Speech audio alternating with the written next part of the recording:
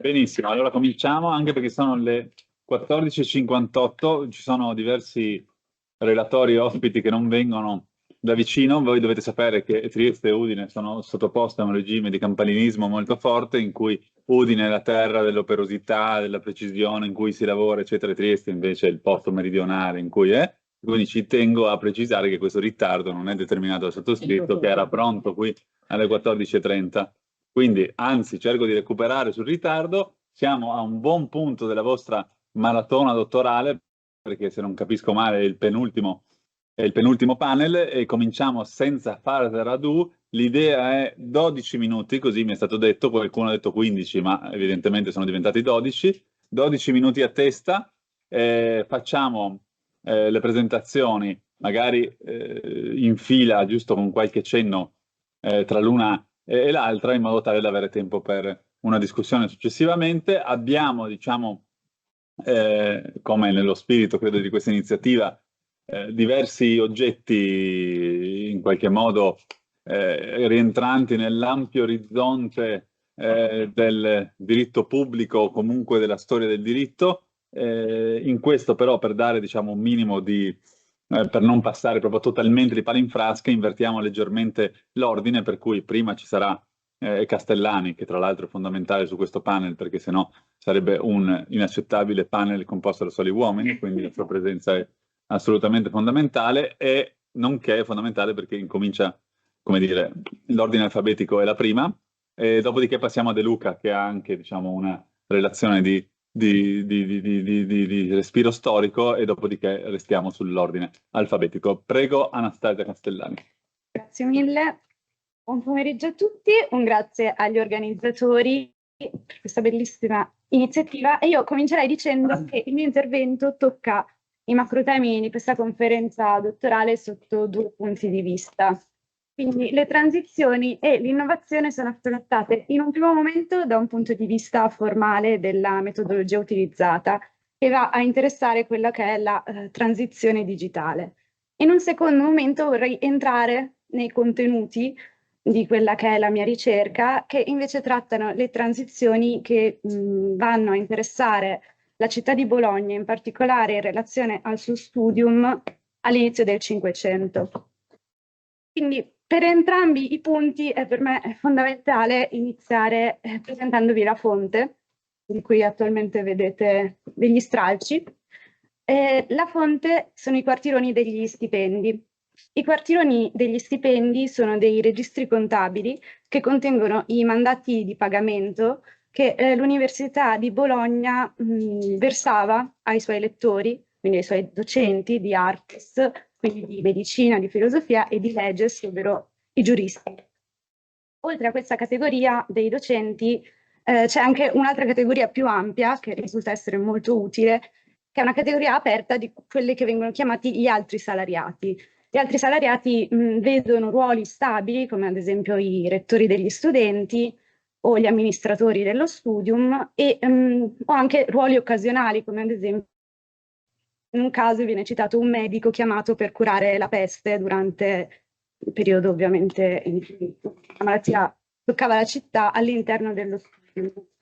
Quindi questa è una fonte amministrativa interna, e questo è utile perché rispetto ad altre fonti che possono essere utilizzate per relazionarsi al tema, idealmente ci consente di avere uno sguardo maggiormente realistico di quella che era la situazione organizzativa, la situazione della vita dello studium, perché i quartieroni, come da qui il nome, sono dei mandati di pagamento trimestrali. Quindi nell'arco dell'anno noi abbiamo 4 mandati di pagamento, e attraverso questi 4 mandati possiamo vedere ad esempio se un docente smette di insegnare, possiamo vedere se muore, talvolta ci sono le annotazioni con le date di morte, possiamo vedere se viene puntato, cioè se viene multato in un certo senso perché non si presentava a certe lezioni o perché non aveva abbastanza studenti. Infine, questa è una fonte inedita e manoscritta, nel senso che è reperibile solamente all'interno dell'Archivio di Stato di Bologna.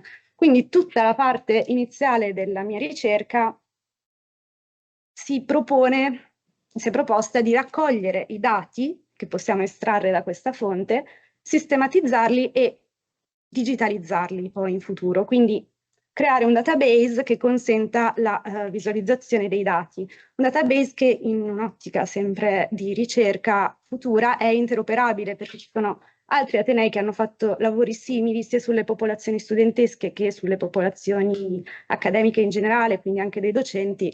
Quindi ci sono vari database in Europa in generale e tramite questi è possibile seguire, fare delle comparazioni tra quelli che è la gestione degli atenei in età medievale e moderna e anche seguire un po' lo sviluppo delle scuole giuridiche, dei docenti, dei loro spostamenti, eccetera, eccetera. Ora, i quartieroni interessano un arco temporale molto grande, vanno da circa metà del 400 fino alla fine del 700. La mia ricerca si focalizza su un periodo più specifico, che è appunto il 500. Io oggi parlerò dei primi 15 anni, perché già qui, come vedremo, ci sono molte transizioni politico-istituzionali sul tema, ma in generale il 500 si è rivelato essere un buono stress test per valutare l'efficacia e l'effettività della fonte, perché appunto è un periodo in cui le transizioni istituzionali sono molte e sono veloci. E una delle domande della ricerca può essere quanto le transizioni dei vertici della politica influiscono su quella che è invece la gestione in sé dello studium. Quindi possiamo dire, come premessa, che a inizio 500 Bologna è sotto il controllo formale, fa parte dello Stato Pontificio.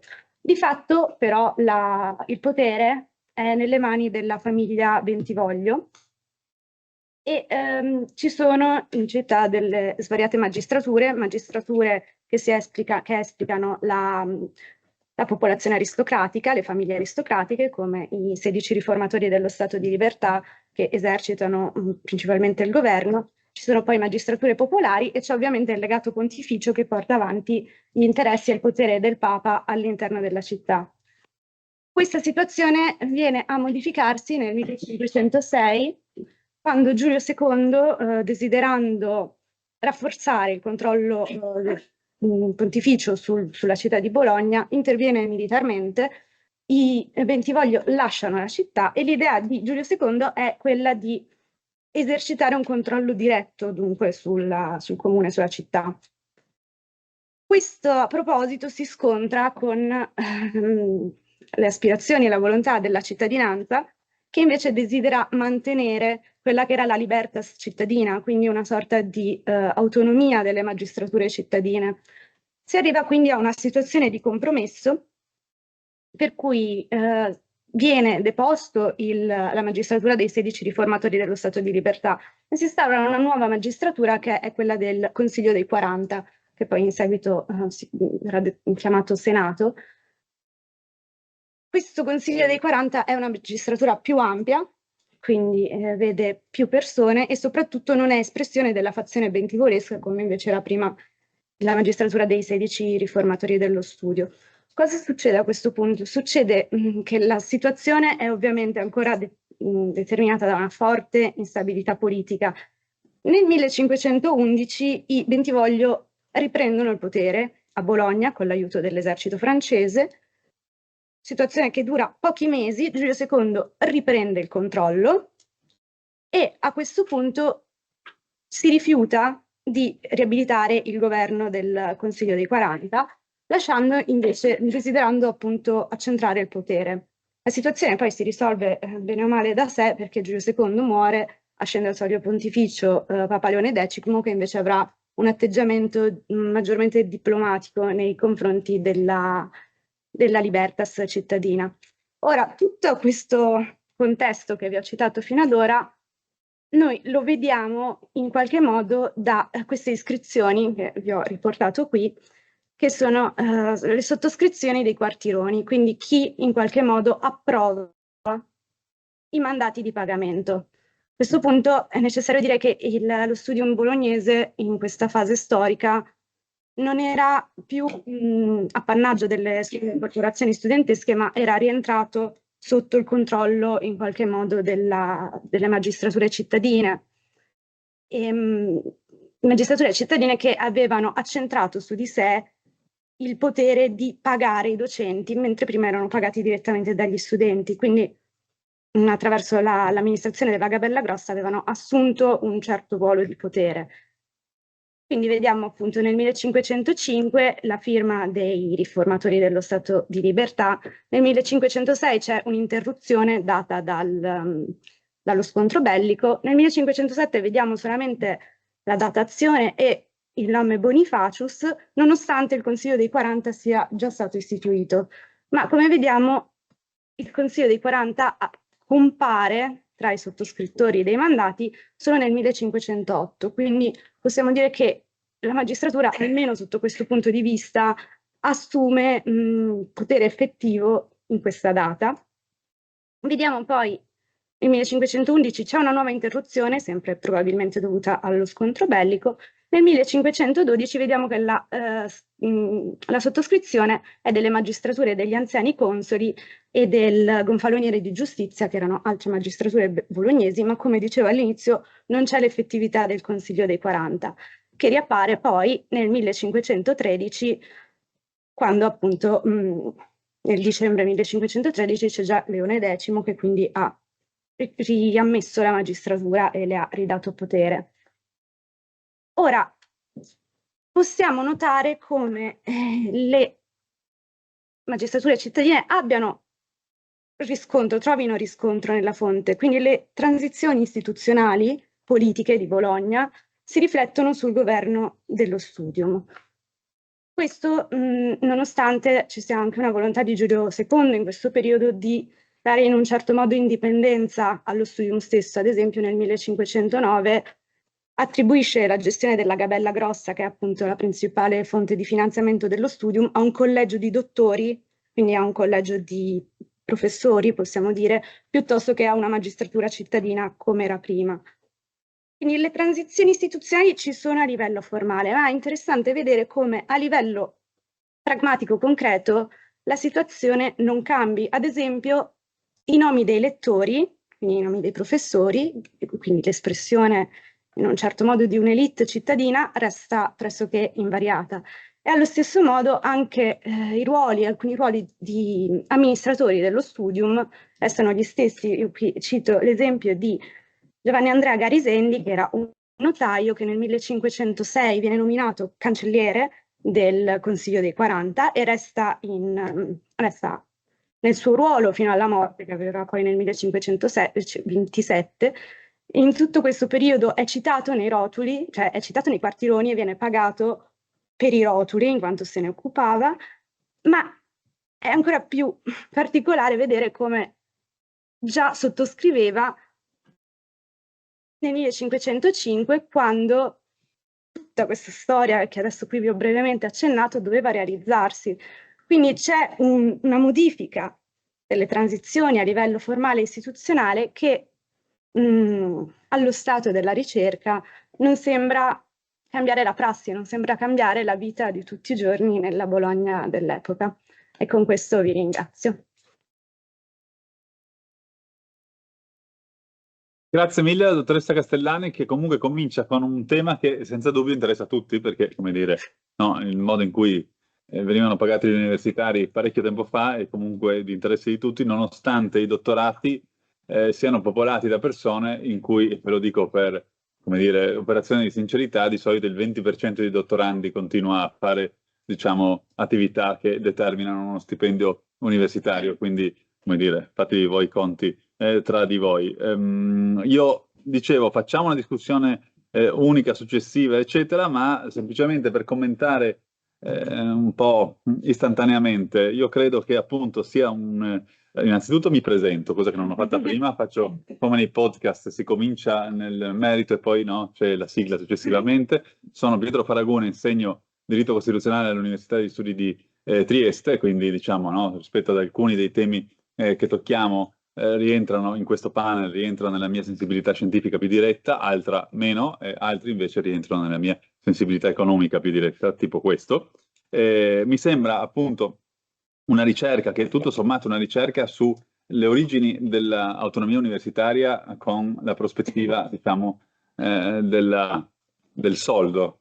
In questo, insomma, mi sembra abbastanza impressionante che si possa, come dire, avere riscontro del mutamento delle strutture istituzionali intorno a un'istituzione, quella universitaria, che sappiamo bene non essere proprio l'istituzione, diciamo, più incline ai cambiamenti immediati, ecco.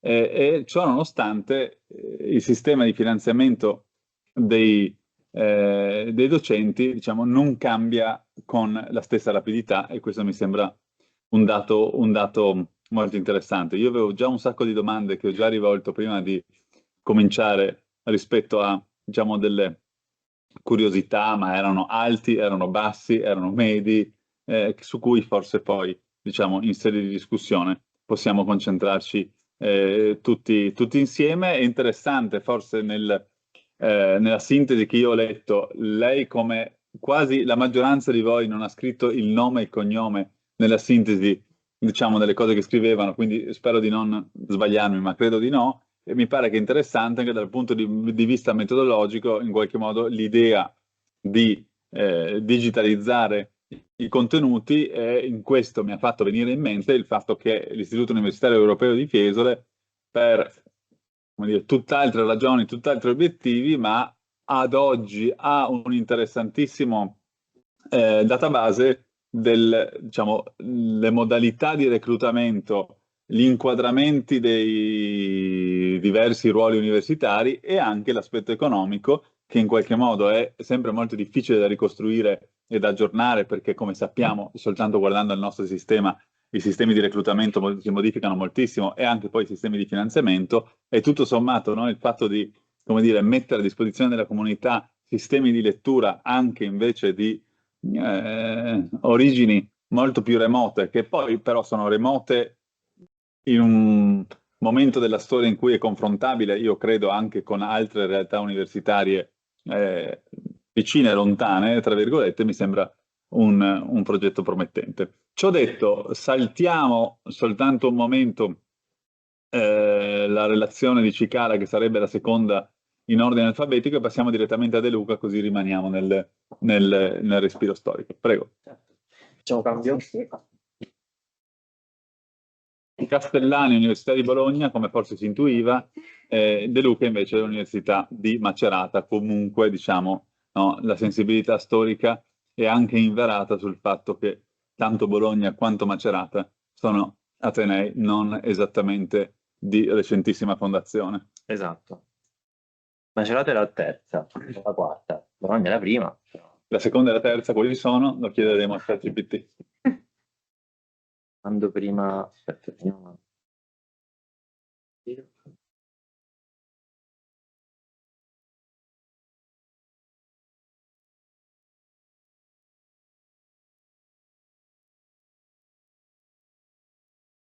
Io ho preparato proprio qualche slide, perché ho anche qualche dato che vi voglio mostrare.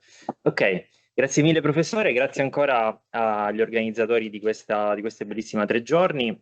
Io apprezzo l'invito che ci ha fatto il professore di invertire l'ordine, perché effettivamente la mia ricerca si collega da un punto di vista metodologico a quella di Anastasia, perché esiste un filone nella storia del diritto che si sta interessando al diritto delle transizioni. Quindi, se fino ad oggi abbiamo sentito tantissimi interessantissimi interventi sulla transizione digitale, la transizione verde, la transizione nei mezzi, nell'economia, esiste uno studio, ecco, a livello teorico, sulla categoria della transizione nella storia del diritto.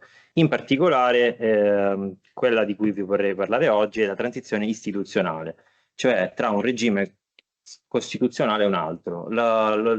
Questa non è la mia ricerca dottorale, io mi occupo di storia del Tribunale dei minorenni, ma è stata un'occasione di studio recente insieme al mio professore, cioè quella di approfondire la vicenda spagnola del Novecento, che è una storia che non avevo mai studiato, se non proprio per sommi capi, e che per capirci è molto simile a quella italiana, cioè ha tanti collegamenti. Non c'è stato, per essere proprio rapidamente per ricapitolare, tra il 36 e il 39 è avvenuta una feroce guerra civile tra comunisti e diciamo, sostanzialmente un gruppo di fascisti, ma ispirati anche dal regime di Mussolini, e dal 39 fino al 1975 la Spagna è stata governata da Francisco Franco, un dittatore che appunto molto deve a Hitler e a Mussolini. È un caso di studio molto interessante perché, come anche l'Italia, alla morte del dittatore si apre un complicatissimo passaggio istituzionale che dura ben 3 anni, e questo ha portato molti studiosi a attenzionare questa vicenda come tante altre. Non è solo una questione Italia e Spagna, ovviamente anche la Germania, ma tante altre dittature, ad esempio in Sud America, hanno suscitato l'interesse di studiosi tra Europa e America Latina. Come sempre, però, le ricerche di storia del diritto, qua vi faccio uno spoiler, nascono da problemi che dà la realtà. L'anno scorso sono ricorso il 50° anniversario della morte di Francisco Franco, e El País, che è un famosissimo giornale spagnolo, ha condotto un sondaggio sulla, diciamo, come dire, per capire quanto si sapesse, quanto gli spagnoli conoscessero del regime di Francisco Franco. E hanno in particolare una parte del sondaggio era dedicata proprio ai più giovani. Come vedete da queste slide, questo in particolare ci fa capire quando alcuni non sappiano nemmeno collocare nel tempo il regime di Francisco Franco, cioè mentre un 64% lo inquadra correttamente tra il 39 e il 75 e qualcuno sbaglia di qualche anno, c'è circa un 20%, un 23% che è indeciso, diciamo, addirittura alcuni non lo sanno. Per quanto riguarda invece quello che dicevo prima, per quello che riguarda i giovani, in questo secondo grafico viene chiesto qual era allora, il disconoscimento, diciamo, l'opinione delle varie fasce della popolazione sul regime, ed è molto interessante. No, questo è ancora sugli anni, questo qua, l'opinione sul regime, mentre l'82% e l'80% sono questi due dati sulla popolazione giovanile, riconosce si tratta di una dittatura, l'8% della generazione Z, il 7% dei millennials addirittura la definiscono una democrazia, quindi fa capire quanto in realtà non sia, la conoscenza su questo argomento non sia approfondita. Ancora un'altra slide, sempre di questo sondaggio, la domanda era se in determinate circostanze possa essere accettato un regime autocratico, un regime autoritario in luogo di una democrazia, e anche qua, se vedete la colonna, quella verde e blu della parte centrale, il 23% della generazione Z e il 22% dei millennials affermano che in determinate circostanze un regime autoritario può essere accettato. Perché mi sono posto questo problema della Spagna? Perché nel 2022 è stata approvata dal governo Sánchez una legge chiamata Ley de Memoria Democratica, che impone al sistema educativo spagnolo, stabilisce che il sistema educativo spagnolo, tra i propri programmi, sia di scuola superiore, ma anche scuole primarie, anche l'università, debba occuparsi della storia della dittatura, della storia della nascita, di come nasce il regime democratico in Spagna. Per cui questi due dati un po' cozzano, cioè com'è possibile che i giovani siano così disinformati nonostante ci sia questa legge recentissima, anche abbastanza sviluppata, viene stabilito, vengono modificati i programmi di lezione. E sono andato a vedere un po' indietro come funziona il sistema educativo in Spagna, come ha funzionato, perché come accade sempre a un cambio di regime politico cambia anche l'attenzione verso l'educazione, verso la formazione dei più giovani, perché tutto nasce, quindi prima della dittatura si era instaurata una repubblica che aveva creato una scuola che è molto simile a quella che ci immaginiamo adesso, cioè molto democratica, gli studenti, il loro compito era imparare, venivano posti su condizioni di parità anche bambine e bambini, che non è cosa da poco per il 1931, ma quando si instaura la dittatura si afferma quel modello che viene definito scuola del no, perché era un no alla coeducazione, le scuole tornano a essere per maschi e per femmine, un no alla democrazia, cioè c'era il maestro che governava in modo autoritario la classe, era una scuola in cui il dissenso non era ammesso e gli stessi insegnanti con il franchismo venivano ovviamente censurati. Per questo, con il passaggio dalla dittatura alla democrazia, la scuola viene messa sotto osservazione.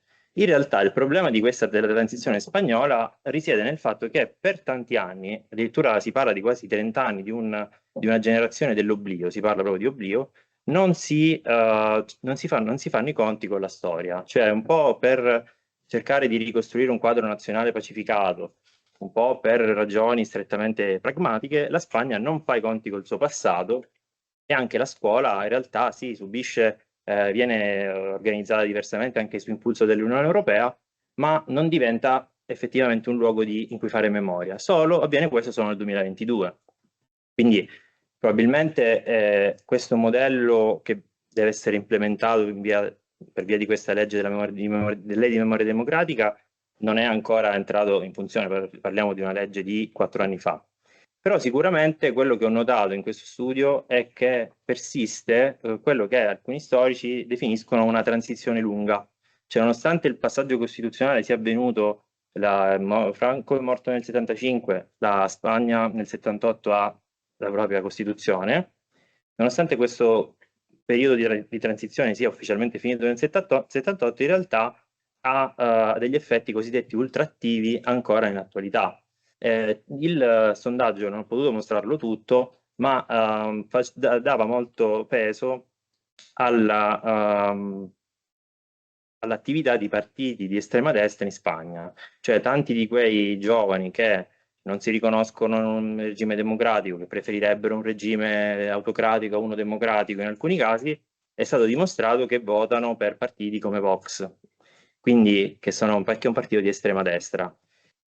Per cui, nonostante quindi l'implementazione di questa legge di memoria democratica, in Spagna ancora è un tema molto acceso. Io non sapevo della presenza dei colleghi spagnoli alla conferenza che l'altro ieri sono stati con noi, oggi purtroppo per motivi logistici sono dovuti partire, mi sarebbe piaciuto avere anche il loro punto di vista, ma mi sono accorto che questo è un tema ancora molto caldo in Spagna. Cioè, mentre in Italia, sì, noi a livello di dibattito pubblico ne sentiamo parlare spesso anche in modo un po', come dire, un po' grottesco, un po' si prende in giro. In realtà in Spagna è un tema molto caldo, per cui credo che io continuerò a studiare su questo tema e magari se ci sarà occasione vi porterò qualche conclusione più concreta. Grazie.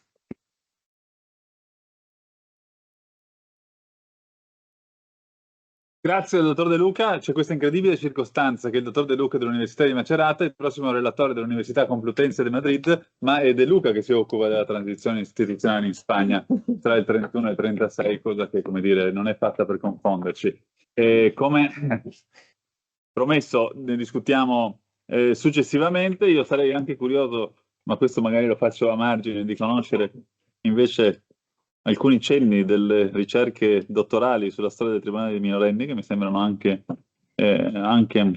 molto interessanti, diciamo, rispetto ai dati riportati anche in più rispetto alla sintesi di relazione che avevo letto. Forse non mi stupisce il fatto che ci sia una sovrapposizione tra chi ritiene che in alcuni casi l'autoritarismo non sia così male e chi vota Vox, diciamo, non c'è un grande... sui numeri effettivamente ci dimostrano che comunque come dire, i regimi autoritari tendenzialmente si basano su un consenso maggioritario e massiccio, perché altrimenti non funzionano.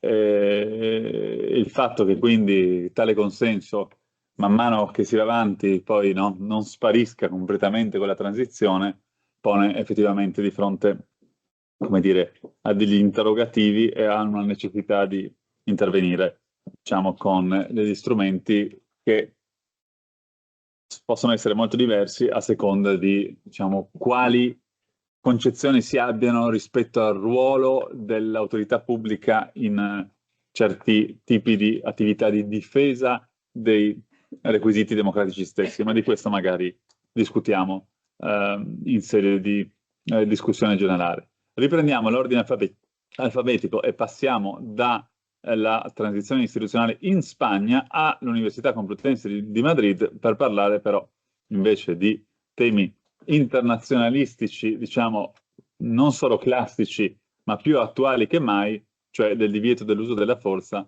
nella transizione dell'ordine internazionale. Elio Ciccara. Allora, grazie innanzitutto al comitato organizzativo per questa opportunità. Sono molto contento di essere qui, doppiamente perché perché Udine è la città in cui ho vissuto prima di trasferirmi a Madrid, appunto per il mio periodo di ricerca. Vediamo, non so se riesco a... Ok. Parto dal titolo della conferenza dottorale. Il diritto alle transizioni. E in effetti chi si occupa di diritto internazionale al giorno d'oggi si sta occupando proprio di questa questione. Siamo in un'epoca di transizione del diritto internazionale, c'è un cambiamento delle regole, degli istituti tradizionali del diritto internazionale. La premessa in realtà è che gli istituti tradizionali a cui noi siamo abituati come studenti, come insomma, giuristi, è che il diritto internazionale che oggi è vigente è il diritto internazionale dell'ordine costituito dopo la Seconda Guerra Mondiale. Quindi in realtà anche il diritto internazionale, ma come tutti i tipi di diritto, è mutato nel tempo. Quindi i principi, quali ad esempio l'uso della forza e in realtà il divieto dell'uso della forza è un principio recente, o quantomeno il suo principio e le sue eccezioni sono istituti che si sono sviluppati negli ultimi 80 anni. Quindi partiamo appunto dal principio del divieto della minaccia e dell'uso della forza, che è appunto codificato nello Statuto dell'ONU 1945 ed è un principio ritenuto di diritto consuetudinario di ius cogens, quindi inderogabile. Però la stessa Carta dell'ONU prevede due eccezioni, che sono l'autorizzazione del Consiglio di sicurezza e la legittima difesa. Ad oggi in realtà si parla anche di utilizzo dell'uso della forza riconosciuto ai movimenti di liberazione nazionale nell'ambito del contesto della decolonizzazione. È un principio che non è codificato appunto dalla Carta, ma proprio perché anche l'autodeterminazione dei popoli è un principio di ius cogens, l'Assemblea Generale dell'ONU lo ha riconosciuto in una risoluzione famosa del 1970. Oggi nell'intervento mi soffermo sulla legittima difesa, perché se poi andiamo a vedere i casi, gli stati invocano sempre la legittima difesa come eccezione all'uso della forza. La legittima difesa è prevista l'eccezione della legittima difesa è prevista dall'articolo 51 e può essere di due tipi, individuale e collettiva. Individuale nel senso che la legittima difesa può essere invocata da uno Stato che subisce un attacco armato. Collettiva nel senso che altri Stati possono aiutare quello Stato che ha subito un attacco a difendersi quindi nell'esercizio della legittima difesa. Ci sono tre principi che devono governare la legittima difesa, che sono l'immediatezza, la necessità e la proporzionalità. Sono principi di carattere pretorio, vengono chiamati il Caroline Test, quindi addirittura sono principi non codificati dalla Carta dell'ONU, e lì c'è il testo, ma sono principi addirittura del XIX secolo. Abbiamo l'immediatezza che non è l'imminenza dell'attacco, nel senso che il requisito dell'immediatezza è riferito all'uso della forza, cioè non all'attacco che si è subiti e contro il quale si invoca l'utilizzo della forza. Questo significa che se io ricevo un attacco non posso rispondere con l'uso della forza a distanza di un anno, deve essere immediato. Necessità è inteso come estrema ratio e proporzionalità. L'articolo 51 della Carta dell'ONU prevede, e lì ho annerito due parti che mi sembravano interessanti, perché mi sembra che gli Stati nell'utilizzo e nell'invocare la legittima difesa se ne dimentichino, ma la legittima difesa ad oggi è vista come una misura temporanea. E infatti gli Stati che esercitano la legittima difesa o l'hanno già esercitata devono immediatamente notificare all'ONU, c'è una notifica proprio che si chiama ex articolo 51 per notificare l'ONU del fatto che abbiano esercitato legittima difesa. Ma perché? Perché l'articolo 51 prevede che la legittima difesa sia temporanea. Tant'è vero che la legittima difesa deve durare fin tanto che è il Consiglio di sicurezza che deve prendere delle misure.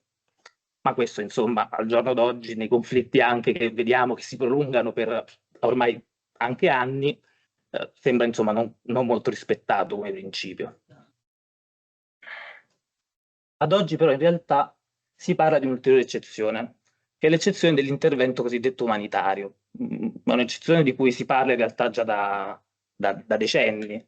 E nella famosa sentenza Nicaragua contro gli Stati Uniti del 1986, la Corte internazionale di giustizia aveva già affermato che non esiste un diritto di intervento umanitario unilaterale, nel senso che se da una parte c'è un principio del diritto internazionale che prevede un intervento per proteggere i diritti fondamentali della popolazione civile, tuttavia questo diritto non è esercitabile unilateralmente da uno Stato.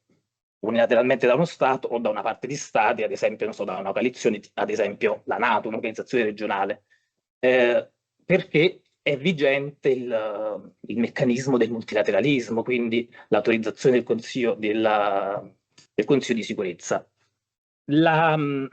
L'idea dell'intervento umanitario, questa dottrina, è stata ripescata a seguito di due eventi importanti degli anni 90 del secolo scorso, che sono il genocidio in Ruanda e i crimini contro l'umanità, i crimini di guerra commessi nel territorio dell'ex Jugoslavia. Ed è la cosiddetta famosa dottrina Bush, formulata dall'amministrazione Bush nel 2002 e utilizzata come fondamento per giustificare l'invasione in Iraq nel 2003. E tuttavia, quindi se ne è parlato tantissimo, c'è una parte della dottrina importante, specialmente americana e inglese, che afferma che esiste un diritto di intervento basato sulla responsabilità di proteggere. Beh, ora non è il momento per inquadrarlo dal punto di vista della natura giuridica, se sia un'eccezione a parte, se possa essere inquadrata come un'interpretazione spensiva della legittima difesa, in questo caso non dello Stato che subisce l'attacco, ma della popolazione. Ad ogni modo c'è una dottrina che ne vede il fondamento, ma di nuovo la Corte internazionale di giustizia, anche nel 2007, ha ripetuto esattamente quello che già aveva detto diversi decenni prima, cioè che l'intervento umanitario non esiste un'eccezione di diritto consuetudinario, perché non esiste naturalmente una regola pattizia, che giustifichi l'intervento di uno Stato a livello, diciamo, unilateralmente. Vabbè, ancora Sì, 5 minuti. bene.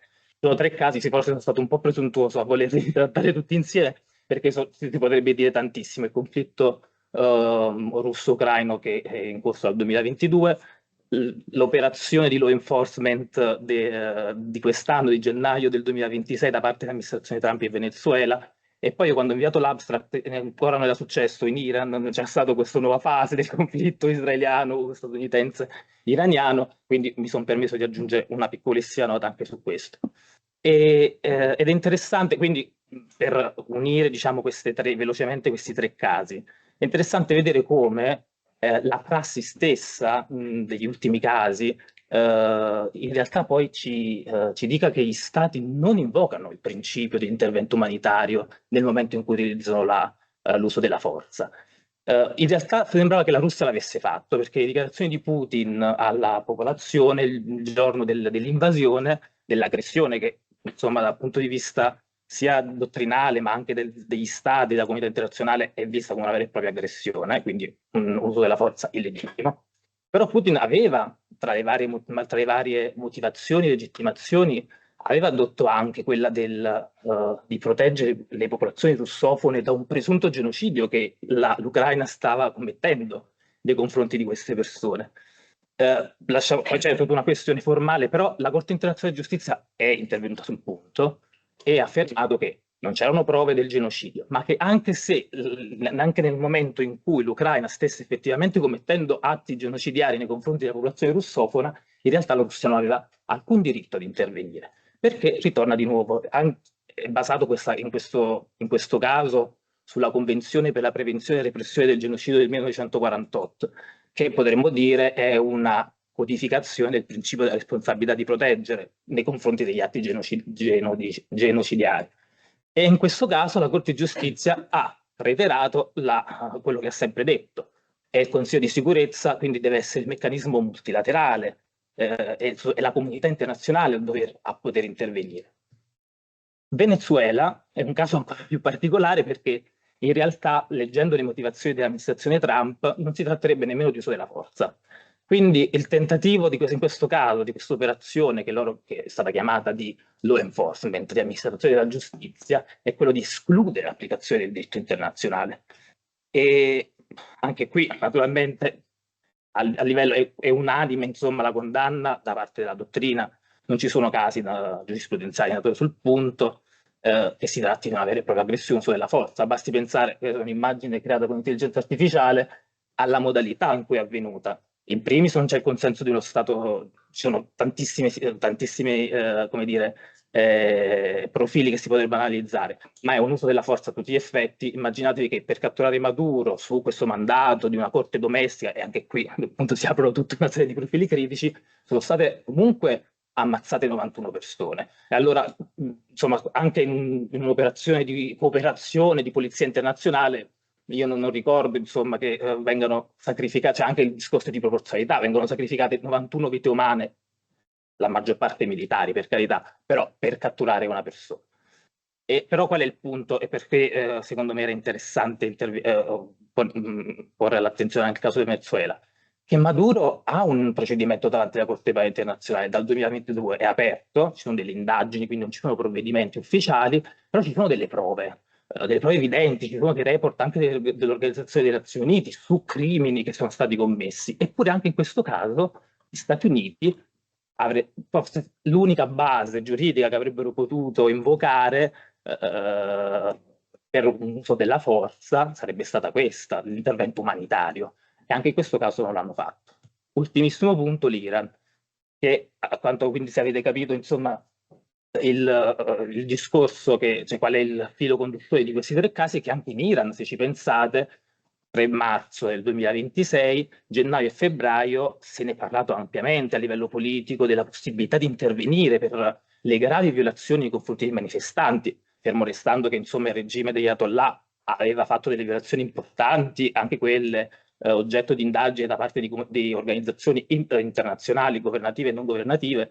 Eppure nel momento in cui lì Israele e Stati Uniti sono intervenuti, quando hanno notificato al Consiglio di sicurezza la lettera ex articolo 51, appunto l'hanno fatto per legittima difesa, in quella interpretazione nuovamente estensiva, assolutamente non pacifica, della cosiddetta legittima difesa anticipatoria, la dottrina Bush. E qui in realtà il linguaggio in inglese c'è una differenza, no, che noi poi traducendola in italiano diciamo semplicemente preventiva, ma gli inglesi fanno questa differenza tra preemptive self-defense e preventive self-defense. E naturalmente sì, si può intervenire anche prima di un attacco armato, nel senso che uno Stato non deve aspettare di ricevere dei danni o delle vittime sul proprio territorio. Però quindi può intervenire, ma ci devono essere 2 requisiti, anche questi diciamo sono requisiti pretori, ma ormai pacifici, che sono la prevedibilità e l'irrevocabilità dell'attacco. Questo significa che se uno Stato ha attivato le basi e il missile è pronto a partire, io posso attaccarlo prima che di ricevere il missile. Altro è dire fra un anno potrebbe sviluppare una bomba atomica e mi potrebbe attaccare. Quindi non ci sono proprio quei requisiti normativi. Anche qui, quindi, però, sia l'Iran, sia Israele che gli Stati Uniti non hanno invocato l'intervento umanitario. E quindi le conclusioni sono che sì, il diritto internazionale è una fase complicata, complessa di transizione, però almeno dal punto di vista dell'utilizzo della forza non esiste uno Stato, almeno nei casi diciamo recenti, che si sia posto in palese violazione delle norme. Cioè gli Stati intervengono ma cercano una legittimazione normativa. Nelle lettere che inviano, nelle loro comunicazioni, trovano la base giuridica per dire io sto esercitando legittimamente l'uso della forza. Il problema sta su come viene interpretata poi alla fine questa eccezione che è quella della legittima difesa, considerando che appunto le altre non sono applicabili. È discusso se ci sia l'intervento umanitario e l'altro invece sia, diciamo, di competenza del Consiglio di sicurezza. E molti parlano addirittura proprio di manipolazione delle norme, in dottrina si parla di questo.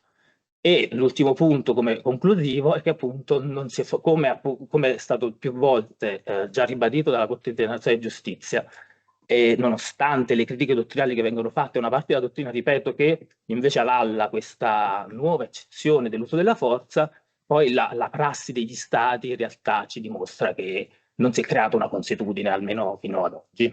Grazie. Grazie, Cicala ha utilizzato il credito dei minuti che avevano messo a disposizione i precedenti, ma ha toccato anche, diciamo, temi che interessano tutti. Io lo dico per principio di eguaglianza che governa non solo la mia disciplina, ma la concezione occidentale del diritto. Siamo più vicini ai temi, diciamo, della mia sensibilità di ricerca e chiudiamo facendo il crossing the pond, cioè passiamo dall'altra parte degli Stati Uniti, anche se la NATO è già stata citata per l'ultima relazione di Alessandro Giovanni Masotti sulla nomina dei funzionari dell'esecutivo, l'advice and consent del Senato americano. E quindi già dicendo il titolo, diciamo, mi osservo che nel titolo officer è tradotto come funzionario, mentre nel testo era tradotto alle volte come ufficiale, e chissà se c'è una ragione, oppure a me pare che funzionario funzioni meglio. In realtà c'è una ragione. Ecco, bene, quindi ho cominciato con una domanda, così siamo ancora più spediti. Masotti, Università di Udine, gioca in casa.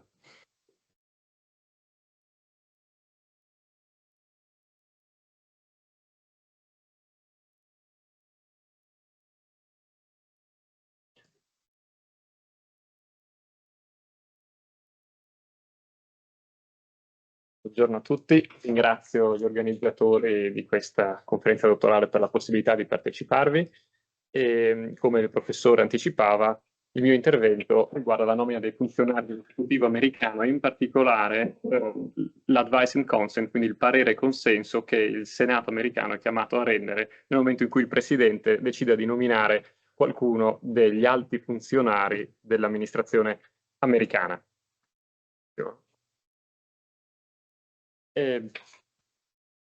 Inizio dalla parte americana per poi invece fare una brevissima comparazione per quello che concerne la nomina dei commissari dell'Unione Europea, poiché ci sono dei profili di similitudine ed altri di differenziazione. Per gli Stati Uniti le fonti a cui si dovrebbe fare riferimento sono la Costituzione e il regolamento del Senato, ma per ovvie questioni temporali salterò la parte del regolamento, poiché altrimenti entreremo troppo nel dettaglio e mi soffermerò sulla Costituzione. Quella che vi ho riportato qui è l'articolo 2, sezione 2, clausola 2 della Costituzione americana. L'articolo 1 riguarda il potere legislativo, mentre l'articolo 3 è quello giudiziario, il secondo appunto l'esecutivo. L'inizio fa già comprendere che per ratificare trattati internazionali il Presidente deve già rivolgersi al Senato e lì in quel caso chiedendo una maggioranza dei 2/3, quindi 67 senatori, che sono tantissimi. Nella invece parte che interessa a me, quindi quella seconda in cui si è chiamato il Senato a confermare le nomine, invece è sufficiente una maggioranza semplice di 51 voti. Sapete che nel Senato americano sono 100 i senatori, 2 per ogni Stato membro perché siano quindi uguali. Chi sono i funzionari di alto rango che vengono ad essere nominati? Qui la Costituzione indica alcuni e troviamo quindi gli ambasciatori, altri pubblici ministeri, consuli, giudici della Corte Suprema e poi tutti gli altri ufficiali, e qui inizierò a parlare adesso di ufficiali, degli Stati Uniti, i quali nomina non è altrimenti prevista da testi legislativi, perché la seconda parte della clausola fa riferimento proprio alla possibilità che il legislatore, quindi il Congresso, possa con legge stabilire che invece alcuni funzionari vengano nominati direttamente dal Presidente senza necessità del Senato o da tribunali oppure dai capi dei dipartimenti. Due sono le problematiche che ho individuato e che in realtà la Corte Suprema stessa si è trovata a dover affrontare nel corso del tempo, e cioè comprendere chi sono però questi altri ufficiali non indicati, e in particolar modo gli ufficiali superiori, poiché gli inferiori, sapete, come appena detto, possono essere nominati direttamente dall'esecutivo senza bisogno del Senato. La soluzione è stata fornita dalla Corte nel corso del tempo e la Corte ha modificato la sua opinione, perché inizialmente era tautologica completamente, diceva se il funzionario che mi sono trovata a dover affrontare nel caso concreto è un soggetto nominato con il parere e consenso del Presidente e successivamente del Senato, allora non è che un ufficiale superiore, ma questo non vuol dire nulla perché semplicemente accerta un dato di fatto già esistente.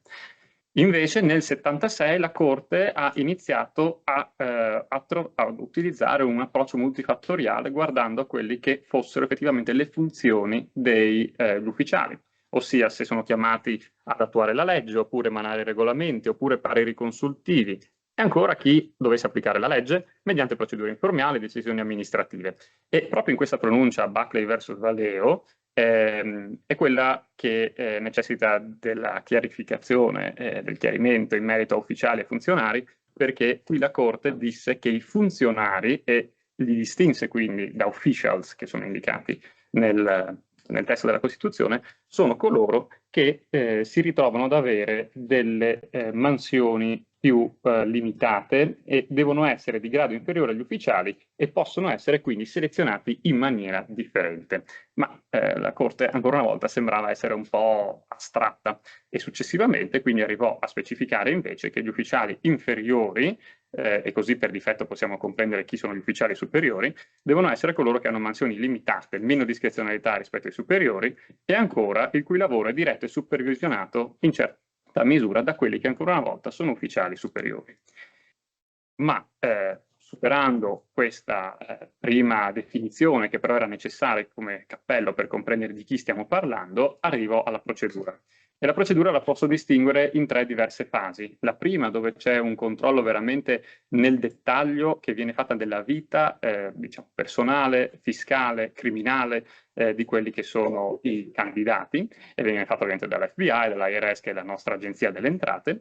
Il secondo punto è quello di cui mi fermerò di più nei momenti successivi di questo intervento, e il terzo, brevemente, è quello che invece coinvolge la parte finale. Dopo che il Senato ha effettivamente dato il suo consenso alla nomina del Presidente, il Presidente la firma e da lì in poi non può più essere bloccata la nomina. Può essere certamente rimosso il funzionario, ma non può essere più bloccata. È interessante notare che effettivamente il primo caso di controllo di costituzionalità degli Stati Uniti nella pronuncia di Marbury versus Madison fu proprio un caso in cui la Corte arrivò a concludere che una volta che il Presidente ha firmato, quell'ufficiale deve essere nominato. Il momento principale, che è quello appunto dell'advice and consent, a sua volta si divide in 2 sottofasi, perché la prima vede coinvolta la commissione competente per materia del Senato, che dovrà valutare se quel candidato ha i requisiti idonei per poter operare nella materia di quella commissione di cui si occupa. Quindi il segretario della giustizia americano deve essere valutato dalla Commissione Giustizia, il segretario degli interni dalla Commissione dell'Homeland Security and Government Affairs, un generale delle forze armate della Commissione delle forze armate e così via dicendo. Normalmente il Presidente dovrebbe essere portato a coinvolgere però questa commissione ancora nella fase antecedente, addirittura quella prima dei controlli preventivi. Perché? Perché questo permetterebbe allo stesso di evitare inutili rallentamenti nel momento in cui alcuni senatori di quella commissione decidano di bloccare, affossare la nomina. Dovrebbe farlo quantomeno con quelli che sono i senatori del suo partito. E un recentissimo episodio, non so se lo avete avuto modo di ascoltare, è stato la hearing di Markwin Mullin, che è un senatore americano nominato come nuovo ministro degli interni americano al posto della precedente Kristi Noem, e alla sua audizione il presidente della commissione, che è un repubblicano, ha votato contro la sua nomina, perché di fatto lo riteneva una persona non qualificata a riscoprire questo incarico. Nonostante ciò è stato ugualmente promosso, approvato, perché i democratici hanno deciso di cambiare bandiera.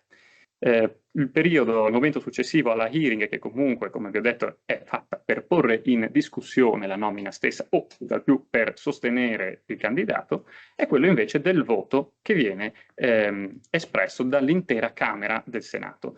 E qui è la parte, diciamo, un po' più tricky, quella più, diciamo, difficoltosa, perché questo almeno fino al 2013 vedeva un importante istituto, un importante potere del Senato e non della Camera, attenzione, dei rappresentanti americana, ossia l'istituto del filibuster. Il filibuster è una tecnica di ostruzionismo che permette, una volta che un senatore dovesse fare obiezione ad un progetto di legge, generalmente, oppure ad una nomina, di interrompere il dibattito, cioè non c'è un termine alla discussione. L'unico modo per porre un termine a questa sarebbe con una mozione di closure, che è una mozione di chiusura allora del dibattito, ma per ottenere la stessa sarebbe necessario una maggioranza di 60 senatori. Ma capite che in un Senato, un congresso in generale, ormai oggigiorno altamente polarizzato come adesso, È difficilissimo che ci siano 60 senatori che votino tutti insieme dalla stessa parte. Necessariamente sarà che qualcuno attraversi l'Aula e un democratico voti con i repubblicani o viceversa. Dicevo fino al 2013 perché di fatto il presidente Obama nella sua seconda amministrazione si trovò dinanzi ad una ferocissima campagna di ostruzionismo da parte dei repubblicani e gli impedirono praticamente qualsiasi nomina. Costrinsero così i senatori democratici ad andare nell'opzione cosiddetta nuclear option, che tanto Trump in questo autunno ha invocato per far finire lo shutdown infinito e che i senatori repubblicani non hanno voluto, perché adesso vi spiegherò perché. Questa opzione nucleare consente di modificare le regole del Senato senza modificare il regolamento del Senato, perché anche modifica del regolamento del Senato si espone al filibuster. Quindi, cosa viene fatto? Ve la faccio molto breve, altrimenti è bellissimo questo istituto, ma andremo molto lunghi, è che viene modificato il precedente con cui opera il Senato in questo ambito. Sapete che negli Stati Uniti il sistema di common law vigono moltissimi precedenti, i precedenti sono vincolanti, introducono un nuovo precedente. Nuovo precedente che per fare questo necessita solo di una maggioranza semplice e propongono quindi che tutte le nomine dal 2013 in poi degli ufficiali superiori debbano semplicemente ottenere una maggioranza del 51%, perché se qualcuno vuole fare un filibuster, quello può essere bloccato con il 51 voti. In realtà i democratici si fermarono al fatto che non volessero avere anche questo istituto operante per i giudici della Corte Suprema. I repubblicani, che tanto avevano criticato questa decisione di abbattere il filibuster, con la prima amministrazione Trump decisero di estenderlo anche ai giudici della Corte Suprema e Trump ne nominò moltissimi. Di questa slide vi dico solamente che la rimozione degli ufficiali potrebbe essere normalmente pensabile che richieda allora anche l'approvazione del Senato. In realtà questo non è, la Corte Suprema ha più volte detto che l'esecutivo americano è incarnato nel solo Presidente degli Stati Uniti e di conseguenza è solo lui che prende decisioni e non deve consultare il Senato, salvo che in rarissimi casi per soggetti che richiedono una certa indipendenza dal momento che devono anche controllare se stessi l'amministrazione pur facendone parte, allora serve una giusta causa per il licenziamento, ma sono casi rarissimi. Da ultimo, una brevissima presentazione della situazione europea. Per quanto concerne la nomina dei commissari e la loro elezione da parte del Parlamento europeo, queste sono le fonti a cui bisogna farsi riferimento. Abbiamo il Trattato sull'Unione Europea, il Trattato sul funzionamento dell'Unione Europea, un accordo interistituzionale che il professore forse si accorgerà, ho cambiato la data rispetto a quello che avevo messo abstract, perché fino all'altro ieri mi trovavo al Parlamento europeo presso la commissione che ha portato questa modifica e ho appurato che effettivamente nel marzo 2026 hanno cambiato l'accordo interistituzionale tra Commissione europea e Parlamento europeo. E successivamente il regolamento del Parlamento europeo è ancora l'allegato settimo allo stesso regolamento. Da tutto questo insieme di norme, che effettivamente sono notevoli, la disciplina che ne deriva è quella per cui il Parlamento europeo è chiamato a eleggere il Presidente della Commissione, così come anche i commissari, dopo che però, attenzione, è il Consiglio europeo, cioè i capi di governo e i primi ministri degli Stati membri, che hanno proposto queste nomine. Oggi la disciplina viene sulla base degli Spitzenkandidaten, spero di averlo pronunciato correttamente, cioè i candidati di punta. E cosa significa? Che i gruppi politici del Parlamento europeo, che sono 7, già prima delle elezioni fanno sapere all'elettorato quali sono i loro candidati papabili per essere presidenti della Commissione europea. Il primo partito che prende il maggior numero di seggi sarà quello che si aspetta che il Consiglio nomini tale soggetto, perché altrimenti è difficile che verrà ad essere eletta la Commissione. Successivamente il Presidente eletto, di concerto, dicono i trattati, assieme al Consiglio, adotta l'elenco dei commissari, uno per Stati membri, e tutti quanti questi sono soggetti poi però al voto di approvazione del Parlamento europeo. Dov'è quindi l'elemento di similitudine rispetto agli Stati Uniti? Per un verso, il Presidente degli Stati Uniti nomina e il Congresso elegge, o meglio conferma. A livello europeo, il Presidente della Commissione nomina, suggerisce al Parlamento europeo, il Parlamento europeo elegge. Ma di più è dato dal fatto della procedura decisa nel regolamento del Parlamento europeo, che vede 2 hearing, una pre-hearing che è molto simile a quei controlli preventivi che venivano fatti in ambito fiscale, criminale, e vengono gestiti da un'unica commissione del Parlamento europeo, Commissione Affari Giuridici, e successivamente da un hearing che invece viene gestita da ogni singola commissione che si occupa del portafogli di quel commissario. Come vi ho spiegato prima, la Commissione Affari Esteri si occuperà dell'alto rappresentante dell'Unione Europea. l'esito dell'eventuale hearing, perché non è detto che si arrivi a questa se già la pre-hearing dà esito negativo, allora potrà essere un'approvazione unanime, un'approvazione sopra o sotto i 2/3, e qui cambiano poi, diciamo, le conseguenze di quelli che sono i coordinatori presenti in ogni commissione, e sono, diciamo, i membri del Parlamento europeo che orientano l'opinione degli altri membri del proprio gruppo politico, e una volta passata anche l'hearing, tutta la commissione sarà soggetta al voto di approvazione della maggioranza dei presenti dell'assemblea plenaria al Parlamento europeo. Da ultimo, e qui mi avvio alla conclusione, il Presidente della Commissione europea e i commissari sono tutti soggetti ad una responsabilità che è tanto collettiva quanto personale, perché quella collettiva viene riscontrata nel Trattato sul funzionamento dell'Unione Europea, ed è la mozione di censura che costringe alle dimissioni tutta la Commissione.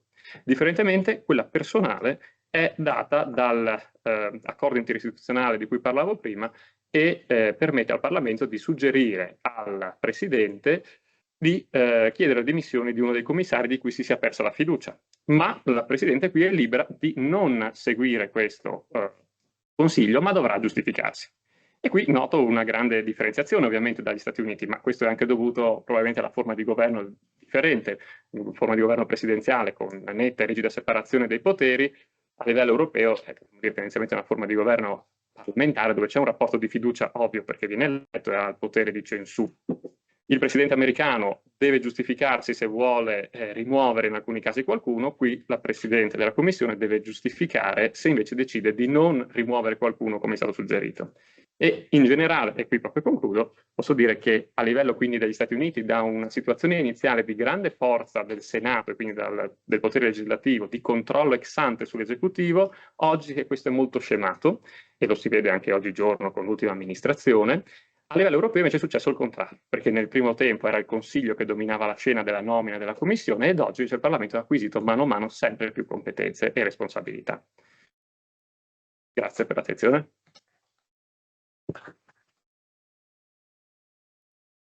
Bene, grazie Mazzotti. Diciamo, sono le 16:15. Se io intendo bene, tutti questi sono vostri lavori in qualche modo in corso, e quindi, viste le circostanze, viste i tempi e visto forse anche l'obiettivo di questa discussione, io insomma, vi farò alcuni commenti, magari faccio l'ordine inverso. Poi se ci sono, diciamo, dei commenti puntuali, apriamo il tavolo, dopodiché io sacrificherei, visto che il tempo è poco, più che altro le vostre repliche, perché credo che il tipo di, diciamo, funzione che questo tipo di incontro non sia tanto di difendersi, cosa che invece magari in altre occasioni è giusto fare, ma è, come dire, raccogliere gli input in modo tale da poter sviluppare ulteriormente le cose. Quindi poi vi chiedo di fare questo esercizio molto complicato, ma giusto di, come dire, fare una battuta di 1 minuto in ritorno, perché già così è lunga. Comincio dalla fine e torno indietro.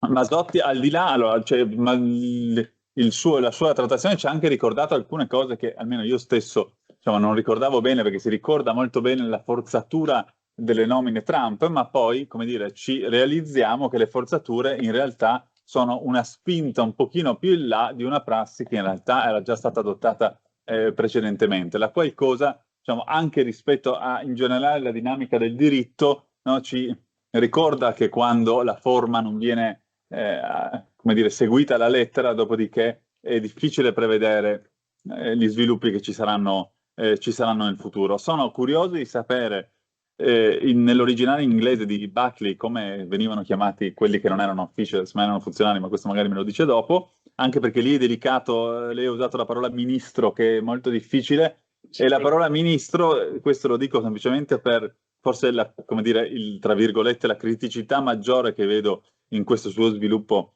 di ricerca, cioè la comparazione, le ragioni di comparazione e le cautele della comparazione tra ordinamento statunitense e ordinamento europeo, la qual cosa, diciamo, pone dei problemi, non tanto perché il ministro e il governo non c'è nella forma di governo statunitense, ma perché assimilare la governance dell'Unione Europea a una forma di governo parlamentare è un'operazione molto delicata e forse non pienamente percorribile, perché appunto nega la natura sui generis e, come dire, assimilare a un rapporto di fiducia come è quello nella dinamica parlamentare non è così semplice, è, come dire, confrontare la nomina di funzionari con invece la nomina dei presidenti della commissione e dei commissari, in qualche modo da un certo punto di vista conferma questa difficoltà, perché se la dinamica fosse una dinamica parlamentare non potremmo certo confrontarla con la procedura di advice and consent che invece, come dire, fa parte di una dinamica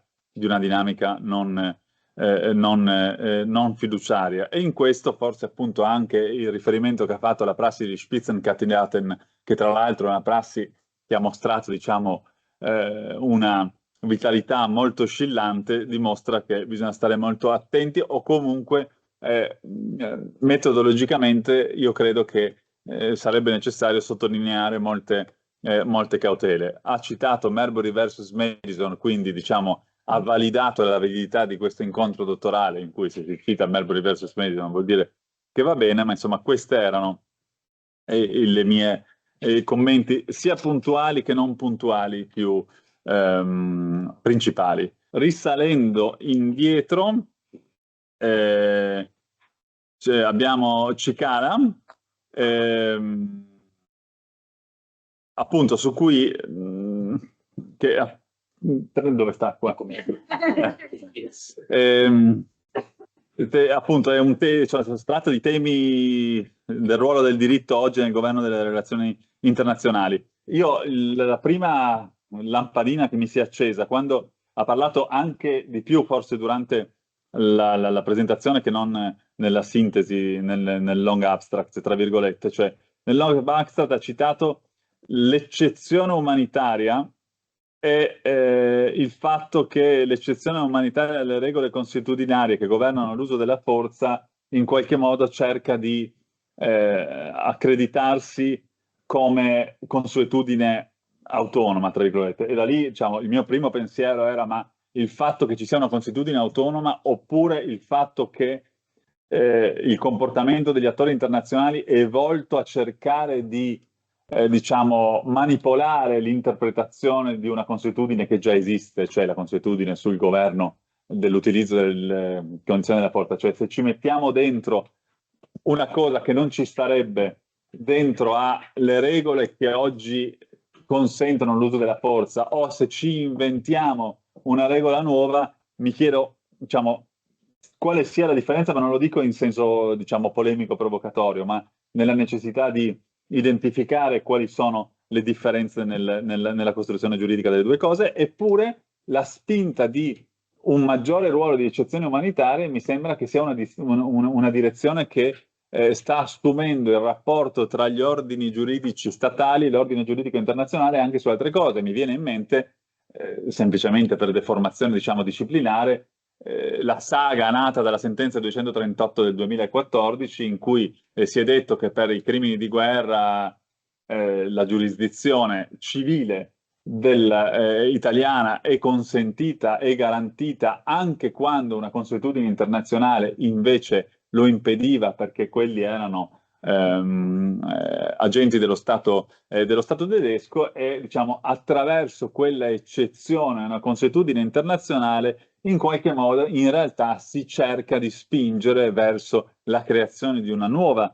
regola internazionale proprio perché appunto non siamo alla fine della storia e quindi l'assetto dei rapporti internazionali è un assetto che non dobbiamo, come dire, pensare che quello che è stato raggiunto è il miglior assetto possibile, ma è possibile, è sempre successo che l'assetto delle regole che governano i rapporti internazionali si sviluppi. Il punto è si sviluppa in meglio o si sviluppa in peggio, diciamo alcuni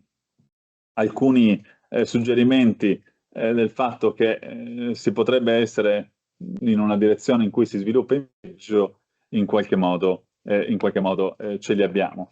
Passando invece agli storici,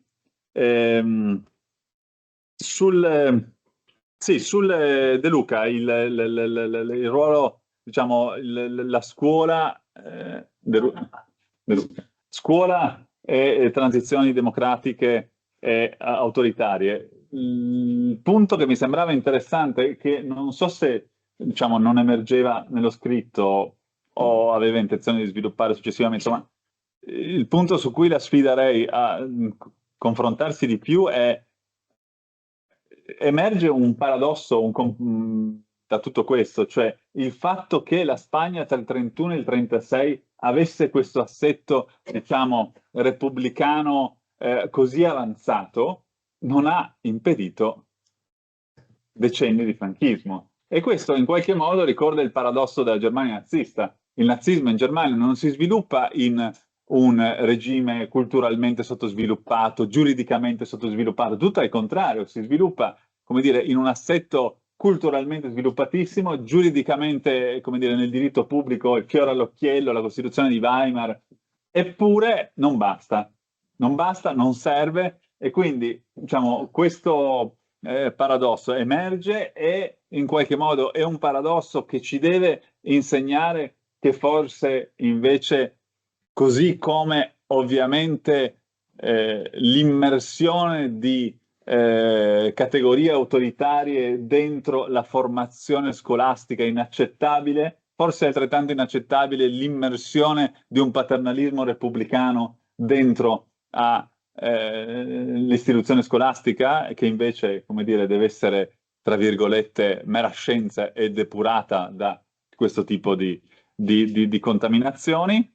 Castellani, non so, qualcuno è arrivato dopo, eccetera, sui colleghi, parlavamo di come venivano pagati i nostri colleghi nell'Università di Bologna nei primi anni del 1500, appunto lì la curiosità era grandissima, era che al di là del fatto che appunto è molto interessante, secondo me, che emerge come dire, questo profilo dell'autonomia universitaria attraverso il profilo finanziario, indipendentemente appunto da momenti di sviluppo invece istituzionali intorno all'istituzione universitaria, che sono invece degli sviluppi anche abbastanza tumultuosi in pochi anni, quindi questo è un dato notevole. Ovviamente la curiosità era se erano pagati tanto o erano pagati poco. Diciamo dalla conversazione precedente ho capito che erano pagati abbastanza, ma chi veniva da lontano era pagato invece addirittura molto, cioè, come dire, il visiting che veniva dagli Stati Uniti, che era esattamente questo caso, quindi in questo, in qualche modo, tra virgolette, no? Ci ricorda una certa direzione, e qui a me appunto sembrava molto interessante lo sviluppo anche, diciamo, della messa a disposizione di questi dati anche nell'incrocio rispetto a delle altre realtà, per capire se l'autonomia universitaria, che alla fine non è un patrimonio di una tradizione costituzionale, diciamo, locale, italica, ma è un patrimonio invece, come dire, della tradizione, proprio dell'essenza dell'ontologia di questa istituzione, si sviluppa nello stesso modo anche in altre realtà che nel 1500 comunque sono già confrontabili ed esistono già, e mi sembrerebbe, diciamo, tra i profili di sviluppo della ricerca uno dei profili più promettenti. Questo è quello che io riesco a dirvi nel poco tempo che abbiamo a disposizione. Se ci sono delle domande, dei suggerimenti, delle critiche o dei commenti apologetici, siamo qui. Se posso permettermi, perché io sono assolutamente profana in materia, però volevo ringraziare tutti quanti questi signori, perché per la mia ignoranza io ho compreso ogni cosa che voi avete spiegato e ne sono entusiasta, è stato un qualcosa veramente di illuminante, vi ringrazio.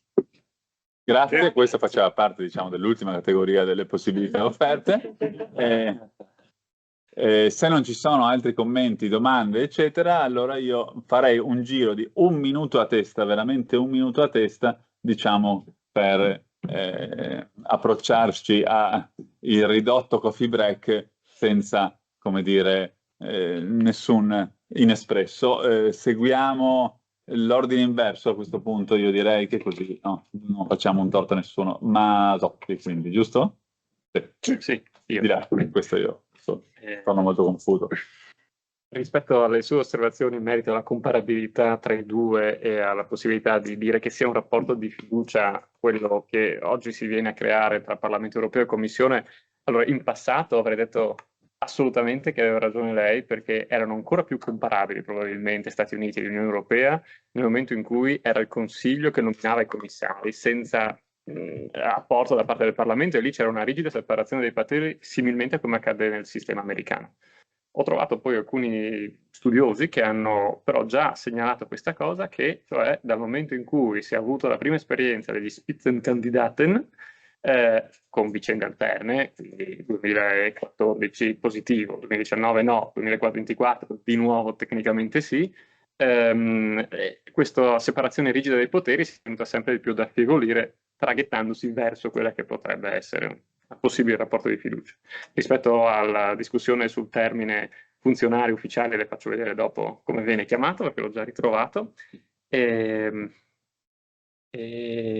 sì, confermo comunque che la situazione era già ormai entrata in crisi precedentemente rispetto all'amministrazione Trump per quanto riguarda il tirare i poteri congressuali a favore di quelli dell'esecutivo.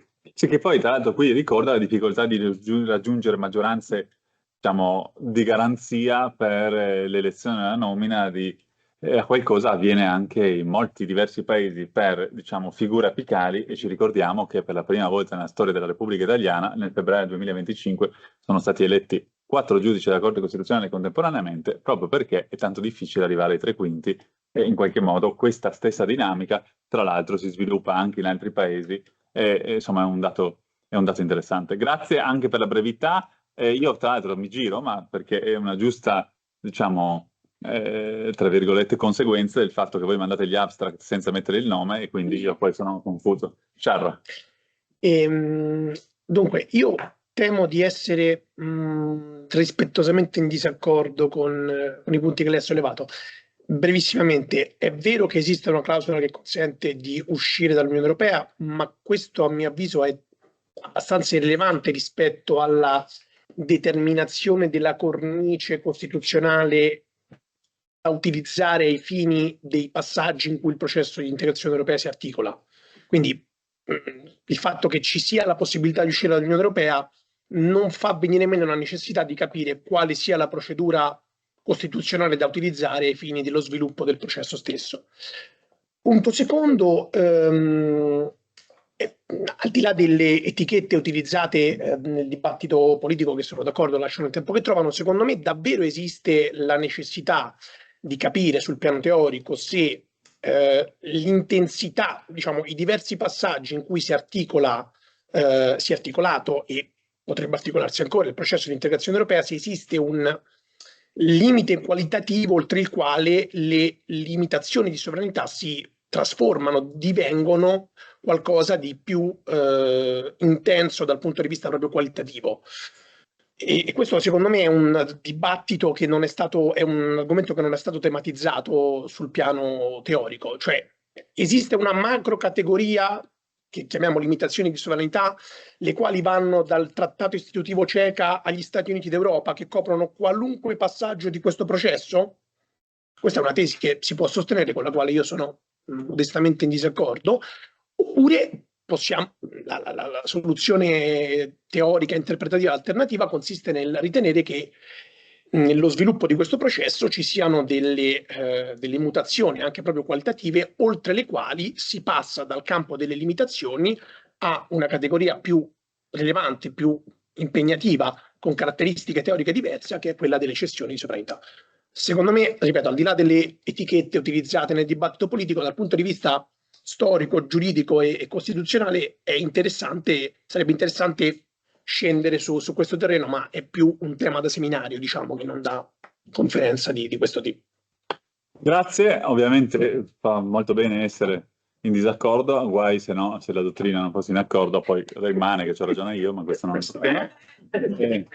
No, sul tema, diciamo, del processo storico di adesione, della copertura, non c'è dubbio che l'Italia, rispetto ad altri paesi, non ha adottato, non ha impegnato la Costituzione per, diciamo, adeguare la partecipazione dell'Italia all'Unione Europea, la qual cosa ha delle origini storiche e tecnico-normative, diciamo, benché approfondite, del fatto che comunque la posizione del Partito Comunista era quella di contrarietà, quello impediva di arrivare alla maggioranza di 2/3, che era l'unica maggioranza con cui si poteva modificare la Costituzione fino all'entrata in vigore della legge su il referendum, resta il fatto che appunto se il passaggio diciamo tecnico-giuridico è quello della definizione di che cos'è cessione e di che cos'è limitazione della sovranità a diritto vigente, questo credo che diciamo, sia un punto che va approfondito con il maggior rigore possibile, distinguendo tra l'altro il piano possibilmente normativo di politica del diritto e la Costituzione italiana, a differenza del Grundgesetz, che per tutt'altre ragioni, diciamo, prevede la possibilità di essere superato, invece è una Costituzione che non ha questa, diciamo, questa previsione. In questo, diciamo, sicuramente sono temi che impegneranno il dibattito della dottrina anche per il futuro. Cicara. Sì, grazie per gli spunti, perché poi, tra l'altro, questa è una parte del mio campo di ricerca, no? Per questa mia esperienza culturale, che è la crisi del multilateralismo, che è appunto un calderone incredibile di argomenti. Però la crisi del diritto internazionale, oltre a quella del multilateralismo, in effetti oggi passa per due cose, come crisi nel senso di violazione o non rispetto del diritto a livello internazionale. La parte pattizia, non si rispettano i trattati, abbiamo dei trattati, e questo però è qualcosa che è successo spesso negli ultimi anni, c'è un trattato, ci sono delle norme che comunque non vengono rispettate. Oggi forse l'attenzione e il fatto che si percepisca questa crisi è anche perché c'è una crisi addirittura delle norme consuetudinarie. È vero che poi, immagino, per chi non è giurista, è vero che per i giuristi occidentali forse è sempre molto difficile approcciarsi alla categoria della consuetudine, perché noi siamo abituati appunto alla norma scritta, al diritto positivo. Eppure l'esercizio che poi la dottrina oggi sta facendo è quello di andare a capire proprio se nella prassi degli stati effettivamente qualcosa stia cambiando, al punto tale, questo sarà molto interessante secondo me nei prossimi anni, di vedere se addirittura lo ius cogens, quello che noi diciamo è inderogabile, in qualche modo possa cambiare, perché come anche le norme di diritto consuetudinario assurgono al rango di ius cogens, la dottrina si sta adesso domandando se ci possa essere anche un processo inverso. E per quanto riguarda, ma in modo molto limitato, l'intervento umanitario, capire se si è creata una consuetudine che sia una sorta di nuovo utilizzo dell'uso della forza, o se questo rientri all'interno di un'estensione espansiva della legittima difesa, naturalmente cambia tanto dal punto di vista del rapporto, di come si possa utilizzare poi l'intervento umanitario, perché se diventa una consuetudine, allora si può invocare liberamente, bisogna anche creare bisogna andare a verificare quali sono i nuovi requisiti. Se invece rientra nell'utilizzo della legittima difesa, abbiamo già un quadro normativo preciso in cui incastrare. Ma questi sono proprio i temi di cui si sta occupando la dottrina oggi, quindi immagino che era uno spunto di riflessione con una risposta non definitiva. Molto bene, quindi in particolare a lei rinnovo l'invito per lunedì, ma non sarà più qui probabilmente, per diciamo, la conferenza di Ann Peters, e se no l'invito, se non l'ha già vista, a vedere il seminario annuale dei quaderni costituzionali, rivista per la quale collaboro, che si è tenuto proprio sulla crisi delle istituzioni del multilateralismo, e già su Radio Radicale è il prossimo fascicolo raccogliere relazioni di Colombo, De Sena e Pinelli, quindi anche con, diciamo, prospettive diverse. È vero che se non si rispettano i trattati non vuol dire che il diritto internazionale non conta più niente, perché il diritto conta proprio dove viene violato, perché se marito e moglie andassero sempre d'accordo non ci sarebbe bisogno del diritto di famiglia, il diritto di famiglia invece ci serve proprio quando non si va d'accordo, e lo stesso vale per il diritto internazionale probabilmente. Dulcis in fondo, giusto? No, giusto perché abbiamo invertito. De Luca. Sì, io la ringrazio molto per l'ultima osservazione, ma anche per quella che ha fatto a termine del mio intervento, quello sulla neutralità dell'Istituto dell'Educazione, perché entrambi in realtà danno il via a due altrettanto importanti riflessioni. La prima è che comunque in ogni caso, in ogni periodo storico, l'educazione non è mai stata neutrale, nonostante a livello programmatico promettesse un'istruzione neutrale non lo è mai stato. Cioè ogni regime, anche un regime repubblicano, voglio dire un regime democratico, veicola attraverso l'istruzione dei valori. E questo diventa un problema quando una comunità non è sufficientemente coesa, non si ritrova intorno a dei valori comuni. Il problema che viene sollevato in Spagna perché c'è tutto un problema legato alla memoria, cioè c'è una grossa fetta della popolazione che non si trova d'accordo con questo, con l'idea che la Spagna del franchismo sia totalmente da cancellare, da rimuovere. Quindi laddove c'è un problema di coesione a livello valoriale, anche la scuola paga, diciamo, lo sconto di essere un'istituzione non più credibile. Per quanto riguarda invece il tema del costituzionalismo spagnolo, è molto interessante perché in realtà si ricollega a un filone che cioè, ha tutta una stagione di crisi che riguarda l'Europa nel suo complesso. Diceva giustamente la Repubblica di Weimar crea una Costituzione veramente interessantissima che diventa anche spunto per i lavori successivi, ma in un contesto sociale drammatico, cioè la Germania dopo la Prima Guerra Mondiale è una Germania fallita. Questo ci fa capire, cioè ci può aiutare a capire che laddove la democrazia, perché la Repubblica di Weimar ovviamente era un regime democratico, ma dove non ha sufficientemente peso sulla società e quindi non crea un sistema democratico che sociale, comunque riesce a costruire una comunità, lì si può creare il germe dell'autoritarismo. Succede anche in Italia. L'Italia non era una repubblica, era una monarchia, ma il regime liberale, l'Italia liberale che sopravvive alla Prima Guerra Mondiale crolla a causa poi anche del conflitto e dà vita dall'avvio appunto il sistema al regime di Mussolini. Succede lo stesso in Portogallo. Recentemente ho approfondito anche il tema della Polonia. Anche la Polonia, che nasce dopo la Prima Guerra Mondiale, in realtà vive una dittatura militare. Non si conoscono aspetti un po' meno conosciuti, però ecco, dove non c'è un sostrato culturale, sociale, uno Stato forte che esiste, si può creare il germe dell'autoritarismo. La Polonia, che è sempre, diciamo, il cuore della storia dell'Europa e quindi della storia anche di tutti noi, diciamo, è il recentissimo passato, mi sa che lo suggerisce di nuovo. Dulcis in fondo abbiamo parlato di, diciamo, assetti istituzionali, come dire, ideali di giustizia, eccetera, ma finiamo con l'unica cosa che è veramente importante che conta, cioè i soldi.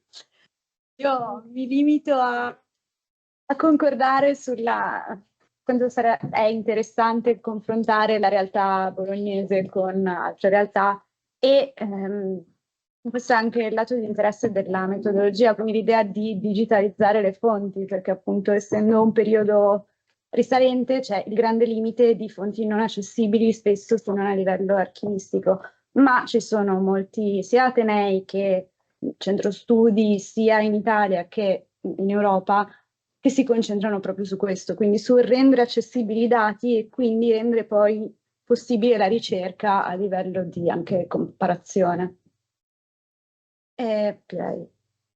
Grazie mille, con queste parole concludiamo e ci approcciamo a coffee break. Mi dispiace che per la pigrizia friulana io sia costretto ad arrivare in ritardo, ma ho fatto del mio meglio. Allora, buonasera, cominciamo con l'ultima sessione penalistica, nuove sfide, prospettive del diritto penale e in effetti devo dire che le tematiche che analizzeremo sono proprio in perfetta linea con il titolo della sessione perché da un lato ci occuperemo di diritto penale internazionale, di mercati finanziari e poi di un tema forse più classico del diritto penale ma che in realtà assume prospettive nuove, cioè quello della discrezionalità con riguardo alle nuove pene sostitutive introdotte con la riforma Cartabia. Io saluto gli altri dottorandi collegati, non so se c'è anche la dottoressa Giulia Giambona collegata, mi pare di sì, non la vediamo ma c'è. Buonasera a tutti. Sì, mi sentite? Buonasera, sì, la sentiamo. Sì, non la vediamo, ma la sentiamo. Aspettate adesso. Allora, io seguirei l'ordine, per cui comincerei con il dottor Amadio. Il dottor Amadio si occupa di un tema, come accennavo, di diritto penale internazionale, la responsabilità penale internazionale delle società, utopia o necessità? Punto interrogativo.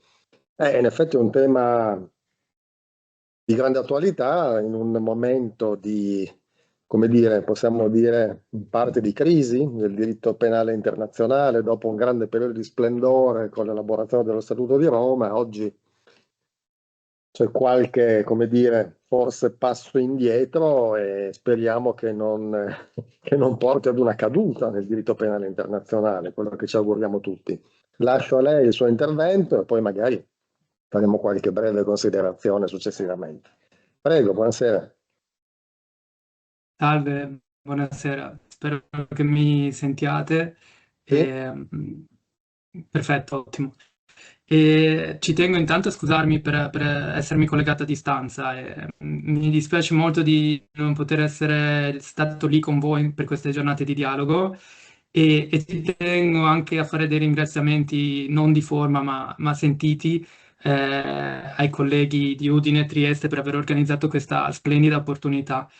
Il mio tema si inserisce in realtà anche in quanto appena detto il professor Amati, è una riflessione su una possibile transizione all'interno del diritto penale internazionale volta ad aprire, diciamo, ad incrementare l'attenzione nei confronti delle responsabilità degli attori economici, sia come società, sia come persone fisiche che le rappresentano, e che viene vista da alcuni come anche una possibile risposta proprio alla crisi attuale del diritto penale internazionale. Ora, io in questo intervento voglio saggiare, appunto, presentare alcune valutazioni sia di opportunità che di fattibilità su questa transizione verso quella che alcuni definiscono International Economic Criminal Law. Prima di farlo però vorrei spendere qualche breve cenno su quello che è il passato della responsabilità penale internazionale delle società, e per concentrarmi poi sul presente, sullo Statuto di Roma e su queste linee di evoluzione che possono essere individuate, e finire appunto con qualche rilievo di commento critico, ecco. Allora, cominciando dal passato, si suole sempre partire da Norimberga sostanzialmente nel campo del diritto penale internazionale, e quindi non mi sottraggo a questa tradizione, perché proprio con Norimberga noi abbiamo sia un esempio di quello che è il complesso rapporto fra responsabilità individuale e dimensione collettiva dei crimini internazionali, sia anche una genesi di quell'attenzione o mancata attenzione alle responsabilità degli attori economici nel campo del diritto penale internazionale. Ora, sotto il primo profilo, Norimberga ha segnato una rivoluzione. È ben noto, insomma, come abbia gettato le basi per l'affermazione del diritto penale internazionale, andando a penetrare lo schermo della sovranità statuale, quindi rivolgendo un rimprovero munito di sanzione afflittiva agli individui, bypassando in un certo senso lo schermo della sovranità statuale. E in questo senso la rivoluzione di Norimberga si è condensata anche nei commenti successivi in uno dei passaggi della sentenza del Tribunale Militare Internazionale, con cui si afferma che sono gli uomini e non le entità astratte a commettere crimini internazionali, e che quindi solo punendo gli individui è possibile dare tutela a queste norme. Ora, questo è il portato fondamentale, no, della rivoluzione di Norimberga e della genesi del diritto penale internazionale, ma è di per sé anche un ossimoro, perché invita all'utilizzo dello strumento del diritto penale, della responsabilità individuale, per far fronte a fenomeni che sono strutturalmente collettivi. Si parla molto in dottrina anche di criminalità sistemica. Quindi da questo punto di vista è un ossimoro, una tensione continua tra l'utilizzo e l'impiego degli strumenti del diritto penale e la dimensione collettiva dei crimini, che è conosciuta anche nella stessa Carta di Londra, che è la base giuridica del Tribunale Militare Internazionale di Norimberga, che contiene delle disposizioni, gli articoli 9 e 10, che recuperano al nascente diritto penale internazionale proprio una dimensione collettiva, dando la possibilità di dichiarare criminali intere organizzazioni. Inoltre, per quanto riguarda invece il secondo punto, cioè il legame con la responsabilità degli attori economici, nei cosiddetti processi successivi al procedimento di Norimberga, celebrati dalle corti militari d'occupazione, ai sensi della Control Council Law Number 10, abbiamo tutto un filone di procedimenti dedicato proprio a svelare quello che poi è stato descritto come legame simbiotico tra l'industria tedesca, i capitani di industria tedeschi e il regime nazista. E quindi abbiamo dei casi molto importanti che fanno capire come la tensione nei confronti delle responsabilità delle società sia in realtà un tema congenito al diritto penale internazionale stesso. Ora, passando invece al presente, il presente diciamo, si incentra sullo Statuto di Roma, no? Lo strumento istitutivo della Corte Penale Internazionale. E lo Statuto di Roma è molto chiaro nel dirci che abbiamo a che fare con un sistema individuocentrico, perché l'articolo 25.1 dello Statuto conferisce giurisdizione alla CPI solo su persone fisiche.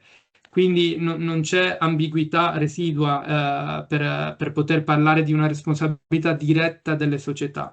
Allo stesso tempo, all'interno dello Statuto, noi abbiamo degli strumenti anche piuttosto sofisticati, che sono i cosiddetti modes of liability, o anche tradotti come modelli ascrittivi di responsabilità personale, che possono essere utilizzati proprio per far fronte per identificare i singoli fragmenti di responsabilità personale all'interno di strutture complesse.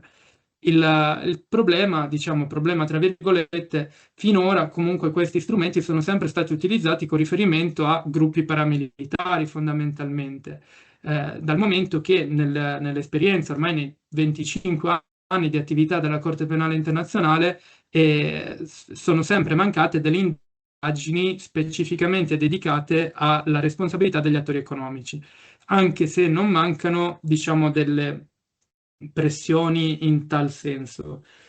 Ora, se si sposta lo sguardo al di fuori del sistema dello Statuto di Roma, ebbene lì è dove si possono identificare queste linee di tendenza che sembrerebbero cercare di allargare il ruolo del diritto penale internazionale nella criminalità d'impresa. E la prima tendenza che mi preme menzionare è il fatto che un numero sempre maggiore di stati, se confrontato insomma al periodo al 98, all'adozione dello Statuto di Roma, accoglie al proprio interno dei sistemi penali di responsabilità di natura penale o parapenale delle società in quanto tali. Quindi c'è un superamento progressivo del principio societas delinquere non potest. Seconda linea di tendenza è il proliferare di procedimenti celebrati a livello interno e vertenti sulla responsabilità delle società in quanto tali o degli amministratori delle stesse per complicità nella commissione di crimini internazionali. E da questo punto di vista mi preme sottolineare soprattutto 3 casi che ritengo interessanti proprio per identificare quelle anche difficoltà tecniche con cui bisogna confrontarsi, di cui parlerò tra un attimo, e sono il caso Lafarge francese per responsabilità della società e degli amministratori per complicità nei crimini contro l'umanità commessi dall'ISIS in Siria, caso Lundin svedese contro 2 amministratori della società di petroli Lundin per complicità nei crimini di guerra commessi in Sudan, e un caso italiano che ritengo interessante ma che è già stato archiviato in modo definitivo, che è il caso RMV Italia SpA, che verteva invece su possibili responsabilità degli amministratori della società e di dirigenti di un ufficio ministeriale per l'esportazione di armamenti in Yemen. Ora, questi casi secondo me offrono un punto di vista, un punto di osservazione privilegiato su quello che potrebbe, sulle caratteristiche che potrebbe assumere una futura responsabilità penale internazionale delle imprese.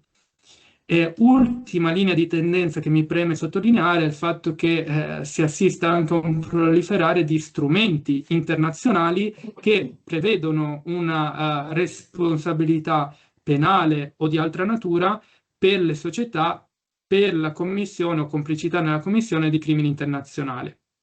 E mi riferisco in particolare all'articolo 46C del protocollo di Malabo adottato dall'Unione Africana, all'articolo 15 della Convenzione di Lubiana-La sulla cooperazione internazionale e all'articolo 6.8 della bozza del progetto, diciamo, di Convenzione sui crimini contro l'umanità adottato dalla Commissione del diritto internazionale nel 2019 e su cui gli Stati nei prossimi anni sono chiamati a negoziare.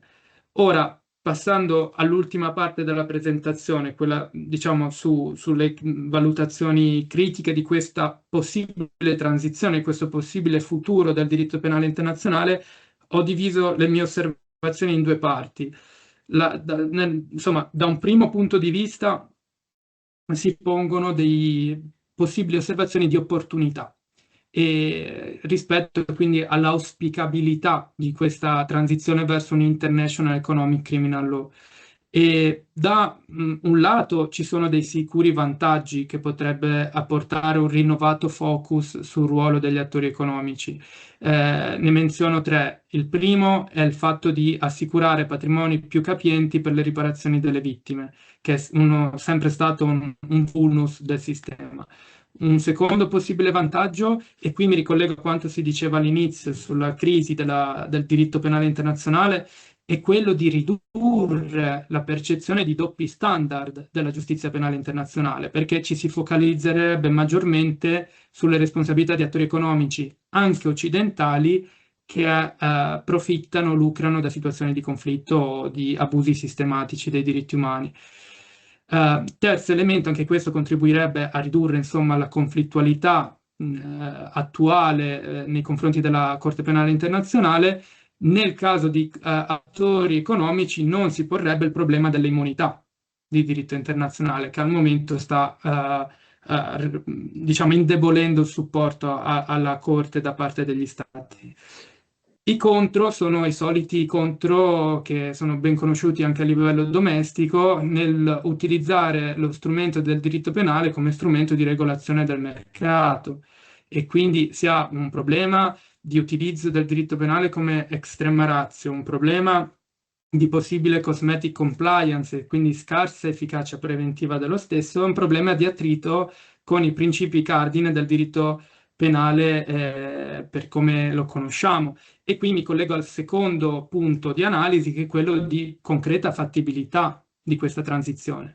E da questo punto di vista, come i casi insomma, che ho già menzionato, secondo me offrono appunto questo punto di vista privilegiato, nel senso che ci mostrano, ancorché a livello domestico, quali sono un po' le linee di attrito maggiore che si incontrano nel cercare di perseguire con più enfasi la responsabilità degli attori economici.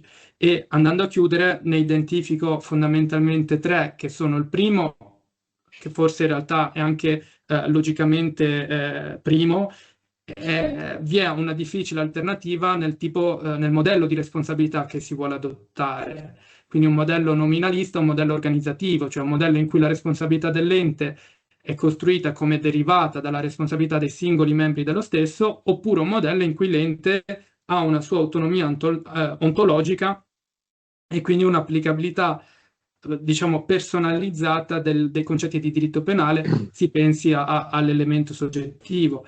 Secondo punto problematico si collega proprio all'elemento soggettivo, sia per una generale difficoltà di ricostruzione dello stesso nei contesti organizzativi complessi, sia perché nel caso della complicità nei crimini internazionali, diversi strumenti, e penso in particolare all'articolo 25.3c dello Statuto di Roma, ma anche all'articolo 121.7 del Codice Penale francese, come dimostrato proprio dal caso Lafarge, sembrano presupporre un requisito che tradizionalmente viene inteso come di dolo specifico, volto a una volontà specifica rivolta nei confronti della facilitazione della commissione del crimine sottostante. E questo si pone in una relazione molto problematica nel caso di enti che sono strutturalmente dediti alla persecuzione di uno scopo di lucro. E ultimo problema è quello giurisdizionale, che è ben noto e che è diciamo accentuato nel caso di società multinazionali che commettono crimini internazionali che sono sia come società sia come crimini, frammentati e divisi in una pluralità di giurisdizioni nazionali. Grazie. Grazie davvero per la chiarezza con la quale ha esposto il suo argomento, e devo dire che ci sono tante cose che meriterebbero di essere sviluppate, magari le riprendiamo poi alla fine e vediamo quanto tempo ci rimane. Però in effetti colpisce un po' quella sfasatura che c'è tra il livello sovranazionale del diritto penale internazionale in particolare e il livello interno, perché ormai sappiamo che la responsabilità delle persone giuridiche esiste gran parte degli ordinamenti, quindi non è più un tabù da tempo, mentre a livello internazionale invece non si è deciso all'epoca del laboratorio dello Statuto di Roma, mi pare che ci fosse una proposta francese, se non ricordo male, giusto? Che però non venne accolta, anche perché il modello francese è un modello particolare che lei ha richiamato, e si tratta poi di coordinarlo con quello che invece sono i principi dello Statuto di Roma. Poi c'è il tema che lei ha accennato all'inizio, si tratta di criminalità collettiva. In effetti in questo tipo di criminalità è singolare, credo che non ci sia un coinvolgimento delle persone giuridiche. Però magari riprendiamo alla fine queste discussioni, prima cerchiamo di concludere le esposizioni e passiamo al secondo argomento, che sembra in parte, diciamo, discostarsi molto dal primo, ma forse neanche più di tanto. Ci addentriamo nel diritto penale dei mercati finanziari con la dottoressa Ciccolo, Ciccolo, scusi. Manipolazione del mercato, trading algoritmico e responsabilità penale. E anche questo, devo dire, è un tema assolutamente attuale, centrale, da un lato perché sappiamo che la fattispecie di manipolazione del mercato gioca forse ancora un ruolo di primo piano nell'ambito della criminalità economica, quantomeno in passato è stata utilizzata ampiamente come surrogato di altre fattispecie, penso al passo in bilancio, i processi forse più celebri che abbiamo avuto anche in Italia, da Parmalat, hanno utilizzato ampiamente la fattispecie di aggiotaggio, oggi manipolazione del mercato.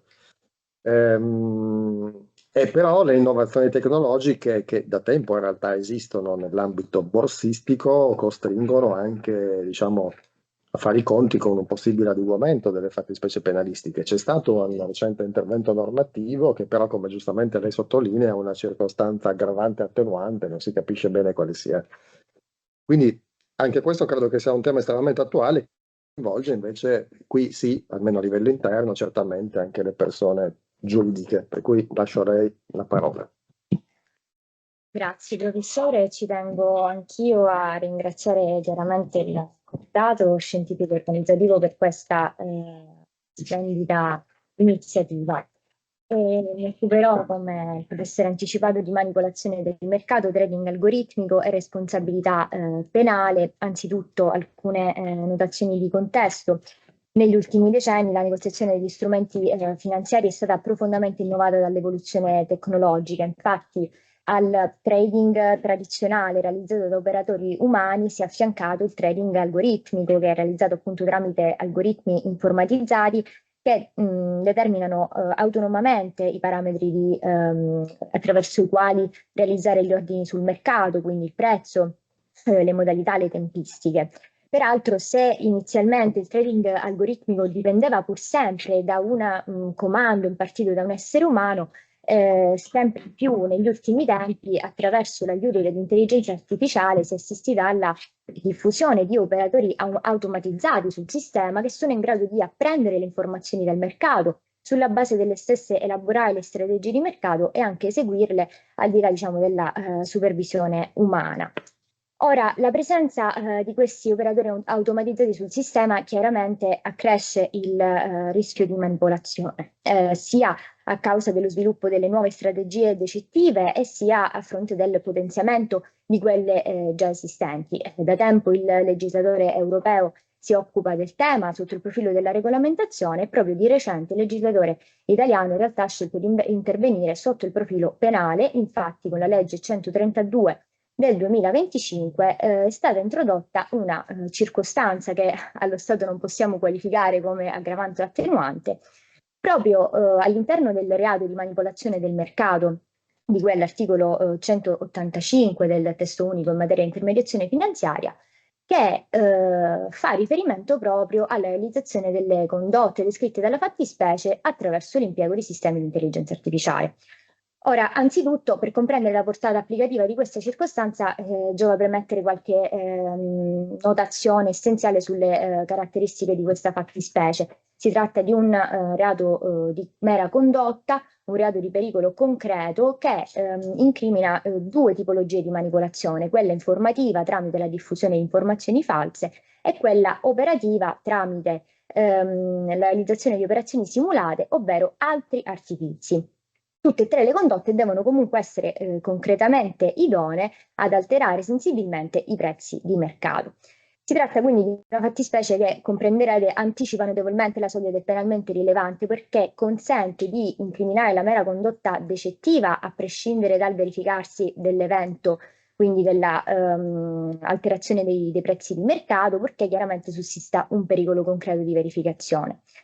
L'introduzione di questa circostanza chiaramente non sposta in termini di ambito applicativo della fattispecie. Già prima di questa riforma astrattamente potevamo ipotizzare che condotte realizzate tramite sistemi di intelligenza artificiale comunque potessero essere oggetto di applicazione di questa fattispecie. Occorre però sciogliere alcuni nodi di incertezza che sono stati posti alla circostanza. Anzitutto effettivamente quindi il suo ambito applicativo che pone il problema di rispondere a un interrogativo, cioè fino a che punto le manipolazioni realizzate in autonomia totale o parziale dal sistema di intelligenza artificiale siano riconducibili all'uomo e quindi alla fattispecie incriminatrice e in secondo luogo quale sia il trattamento sanzionatorio.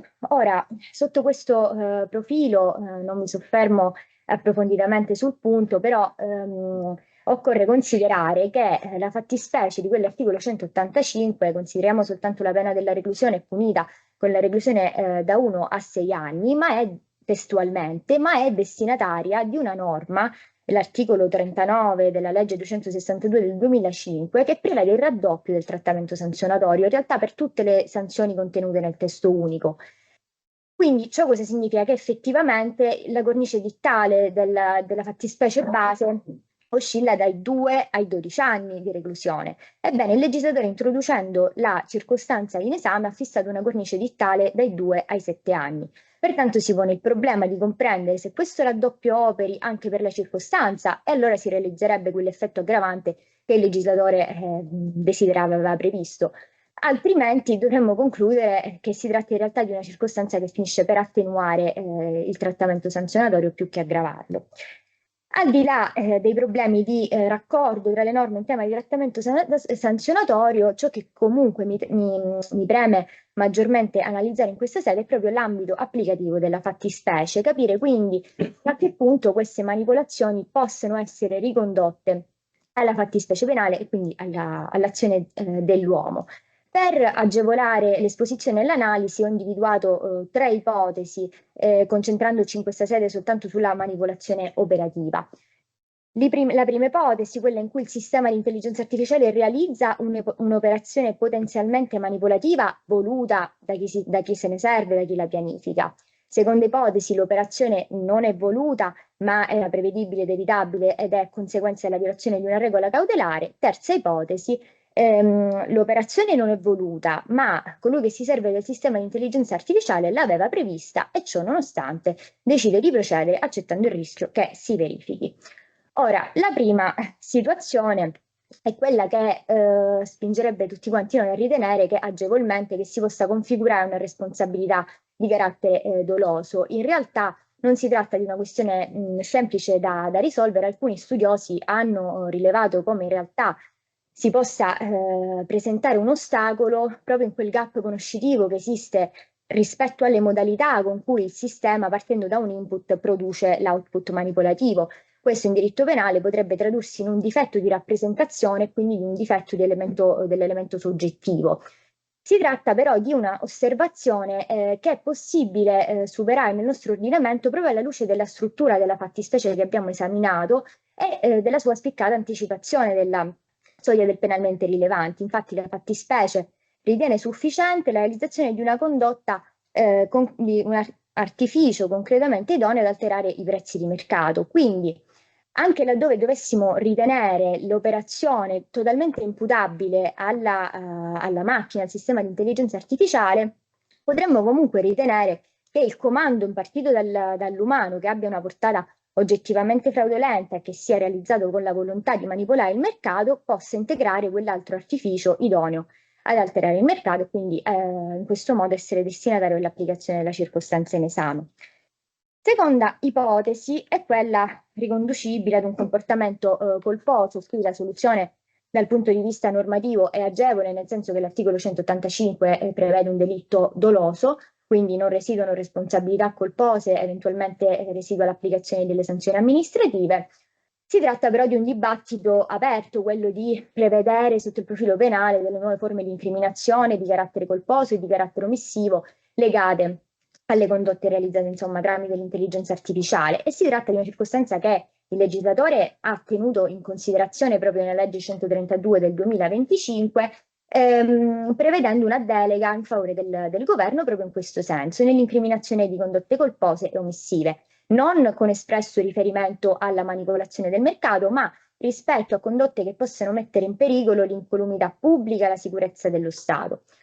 Ora, procedere in questa direzione nell'ambito della manipolazione del mercato certamente consentirebbe di coprire attraverso la fattispecie penale alcune forme di manipolazione realizzate autonomamente dalla macchina, purché chiaramente vi sia un atteggiamento colposo da parte di chi se n'è servito. Però dall'altra parte occorre anche evidenziare che probabilmente si potrebbe rischiare di determinare una risposta penale eccessiva rispetto a quella richiesta dal contesto di cui ci occupiamo, e soprattutto rischiare l'ennesima sovrapposizione con l'ambito applicativo delle sanzioni amministrative, contribuendo a aggravare un equilibrio che è già abbastanza precario.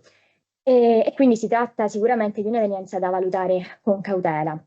Ultima ipotesi, quella forse più complessa, quella che è riconducibile ad un atteggiamento soggettivo di dolo eventuale. Quindi la macchina realizza un'operazione manipolativa, l'utilizzatore non agisce nell'ottica di realizzare la manipolazione, è consapevole che si possa verificare, ne accetta il rischio. Si tratta anzitutto, occorre premettere, la manipolazione del mercato è un reato a dolo generico, quindi astrattamente è applicabile il criterio di imputazione del dolo eventuale, sebbene molti in dottrina manifestino delle perplessità alla luce del fatto che applicare questo criterio potrebbe portare ad attrarre nell'alveo applicativo della fattispecie condotte al confine con la colpa, specie se consideriamo tra le tre condotte che sono tipizzate dalla norma quella degli altri artifizi, che è una condotta parecchio generica. Dall'altra parte però ho osservato come in realtà la definizione che viene data dalla dottrina e dalla giurisprudenza di questi altri artifizi, sebbene certamente non possa colmare la sua indeterminatezza, però nel nostro campo consente di effettuare alcune precisazioni. Infatti tendenzialmente si condivide l'idea che tra gli altri artifizi possano ricomprendersi non soltanto delle condotte intrinsecamente illecite, ma anche condotte lecite, purché per le modalità, per i tempi, per i luoghi in cui le stesse vengono realizzate, si riveli una portata oggettivamente fraudolenta, oggettivamente ingannatoria di quell'operazione. Quindi chiaro è che resta una definizione vaga, ma allo stesso tempo la necessità di questo requisito dell'oggettiva portata fraudolenta ci consente di effettuare una distinzione. Cioè, se l'utilizzatore impartisce un comando al sistema che contiene dei margini oggettivi di artificiosità e l'utilizzatore presenta questo atteggiamento di dolo eventuale, allora se ammettiamo l'utilizzo di questo criterio di imputazione per la fattispecie in esame, non sussistono ostacoli. Tuttavia, se semplicemente l'utilizzatore è consapevole, utilizzando il sistema di intelligenza artificiale, dei suoi rischi intrinsecamente manipolativi, ma non realizza, non impartisce un comando che presenta oggettivamente tale portata, allora siamo chiaramente al di fuori dell'alveo applicativo della fattispecie. E quindi giungo alle conclusioni. Se questo è il quadro normativo, in sostanza Non resta che osservare come soltanto quei comandi oggettivamente manipolativi, accompagnati da un atteggiamento doloso, che sia diretto o eventuale, possono essere ricompresi nell'alveo della fattispecie. E dall'altra parte occorre anche osservare che probabilmente nella prassi si tratta anche delle ipotesi più rare, perché si assiste molto più frequentemente ad un comando dato genericamente che poi, tuttavia, a causa della elaborazione da parte del sistema di intelligenza artificiale, conduce ad una manipolazione. Pertanto, probabilmente questa circostanza rischia di essere destinata a non avere una ampia applicazione e ciò dimostra anche un po' il rischio legato, diciamo, che nell'ambito della manipolazione del mercato il sistema di intelligenza artificiale possa rappresentare uno scudo dietro il quale celarsi per evitare di incorrere in forme di responsabilità penale. Grazie. Grazie, davvero ricchissima di spunti. Anche qui il tempo è breve, però magari lascio per considerazioni successive. Dunque, sulle sanzioni, io credo che raddoppio, a mio avviso, non sia possibile, sinceramente, perché la norma successiva del 2025 mi pare che sia proprio una svista del legislatore. Probabilmente non si è accorto che aveva raddoppiato le pene e ha deciso di... La ratio era certamente quella dell'aggravante, leggendo quantomeno la relazione. Sì, anche dai lavori preparatori. Esatto. Però capita spesso in realtà, soprattutto nel settore del diritto penale dell'economia, dove si succedono norme nel giro di poco tempo scordinate fra di loro.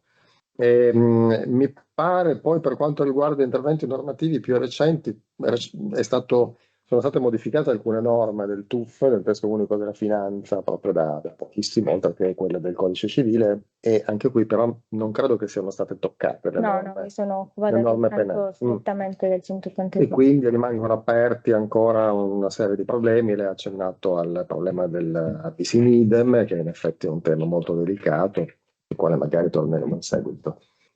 Allora, io passerei all'ultima relazione, che è la relazione della dottoressa Giulia Giambona, e andiamo su un tema che riguarda la discrezionalità del giudice, discrezionalità qualitativa del giudice della cognizione, e che tocca un tema molto rilevante, che è quello delle pene sostitutive che sono state introdotte recentemente con la riforma Cartabia, sul quali forse molto abbiamo in qualche modo sperato che si potesse porre un rimedio ad una visione carcerocentrica della pena, quindi risolvere in parte anche il problema ormai che da tempo ci trasciniamo del sovraffollamento carcerario. Sta di fatto che almeno a me pare che queste pene sostitutive per diverse ragioni stentino un pochino a prendere piede nella prassi applicativa. Lascio a lei però la parola e poi ne discutiamo in seguito. Grazie, buonasera. Sì, mi sentite innanzitutto? Sì. Ok, perfetto. Buonasera a tutti. Innanzitutto volevo ringraziare il comitato organizzativo per l'organizzazione di questo evento come ogni anno, e anche il professor Amati per essersi reso disponibile a moderare questo panel. Mi dispiace non poter essere presente, come alcuni colleghi sanno, però sicuramente non mancherà occasione per recuperare questo incontro mancato. Come appunto anticipava il professor Amati, la mia relazione riguarda le pene sostitutive, così come riformate dalla riforma Cartabia, che ha per l'appunto perseguito l'esigenza di ridurre il ricorso alla pena carceraria e in particolare alla pena detentiva breve, e proprio per questa ragione ha modificato quasi integralmente la disciplina delle sanzioni sostitutive di cui è la legge 689 dell'81, oggi pene sostitutive, ed ha peraltro anche introdotto un riferimento esplicito alle stesse pene sostitutive nel nuovo articolo 20 bis del Codice Penale. Le nuove pene sostitutive dovrebbero non solo evitare gli effetti desocializzanti della pena detentiva breve, ma anche perseguire proprio in positivo una risocializzazione del condannato. Dunque, innanzitutto il catalogo delle pene sostitutive post-riforma è costituito dalla semilibertà sostitutiva, in applicazione della quale il condannato è tenuto a trascorrere almeno 8 ore al giorno in un istituto di pena e a svolgere la restante parte della giornata, per la restante parte della giornata attività di lavoro, studio o comunque attività utili al suo reinserimento sociale, dalla detenzione domiciliare sostitutiva, che anch'essa va eseguita in parte in stato di detenzione, in parte in stato di libertà, dal lavoro di pubblica utilità sostitutivo, che consiste nel prestare attività non retribuita in favore della collettività presso enti convenzionati, e infine dalla pena pecuniaria sostitutiva. È stato mantenuto il sistema piramidale, per cui in cima abbiamo la semilibertà sostitutiva e la detenzione domiciliare sostitutiva, e alla base la pena pecuniaria sostitutiva, ed è stata anche elevata la pena sostituibile fino a 4 anni di reclusione o di arresto. Emerge quindi evidentemente come sia rimasto escluso da questo catalogo l'affidamento in prova al servizio sociale, che allo Stato è disciplinato come misura alternativa alla detenzione. Probabilmente questo per evitare appunto di ridurre eccessivamente l'adesione all'affidamento in prova al servizio sociale come misura alternativa alla detenzione, nonché anche per evitare di introdurre una sorta di forma mascherata di sospensione condizionale della pena. In ogni caso, qualunque sia stata la ragione di questa scelta normativa, questa obliterazione ha evidentemente portato insomma le pene sostitutive a soffrire della concorrenza con il più appetibile affidamento in prova. Un breve cenno anche alle novità processuali. La riforma Cartabia ha infatti introdotto il nuovo articolo 545 bis del codice di procedura penale, prevedendo un'udienza cosiddetta di sentencing, che è ispirata al modello anglosassone ed è finalizzata a consentire al giudice di acquisire informazioni sul condannato anche mediante l'interlocuzione con l'ufficio di esecuzione penale esterna, quindi l'UEPE. Con un successivo decreto correttivo del 2024 il ricorso a questa udienza è stato tuttavia depotenziato, in quanto vi si ricorre soltanto ove il giudice ritenga di non disporre di elementi sufficienti per decidere, purché però risultino già soddisfatte tutte le condizioni necessarie per la sostituzione, compreso il consenso dell'imputato, che è presupposto necessario per l'applicazione di tutte le pene sostitutive. Da questa scelta è derivata sicuramente una semplificazione del procedimento, ma anche inevitabilmente una riduzione degli spazi di confronto fra il giudice, le parti e gli organi esterni. Ora, fatto questo brevissimo inquadramento normativo, vorrei soffermare l'attenzione proprio sulla principale novità che è stata introdotta dalla riforma, che riguarda l'esercizio della discrezionalità giudiziale nello svolgimento del giudizio sostitutivo. In particolare, infatti, la riforma ha delineato la discrezionalità giudiziale relativa sia all'AN sia al quomodo della sostituzione, delineando un giudizio unitario e quindi sostituendo quello che era il sistema discrezionalità bifasica delineato originariamente dalla legge 689, che disarticolava la decisione sull'AN e la decisione sul quomodo in 2 distinte fasi.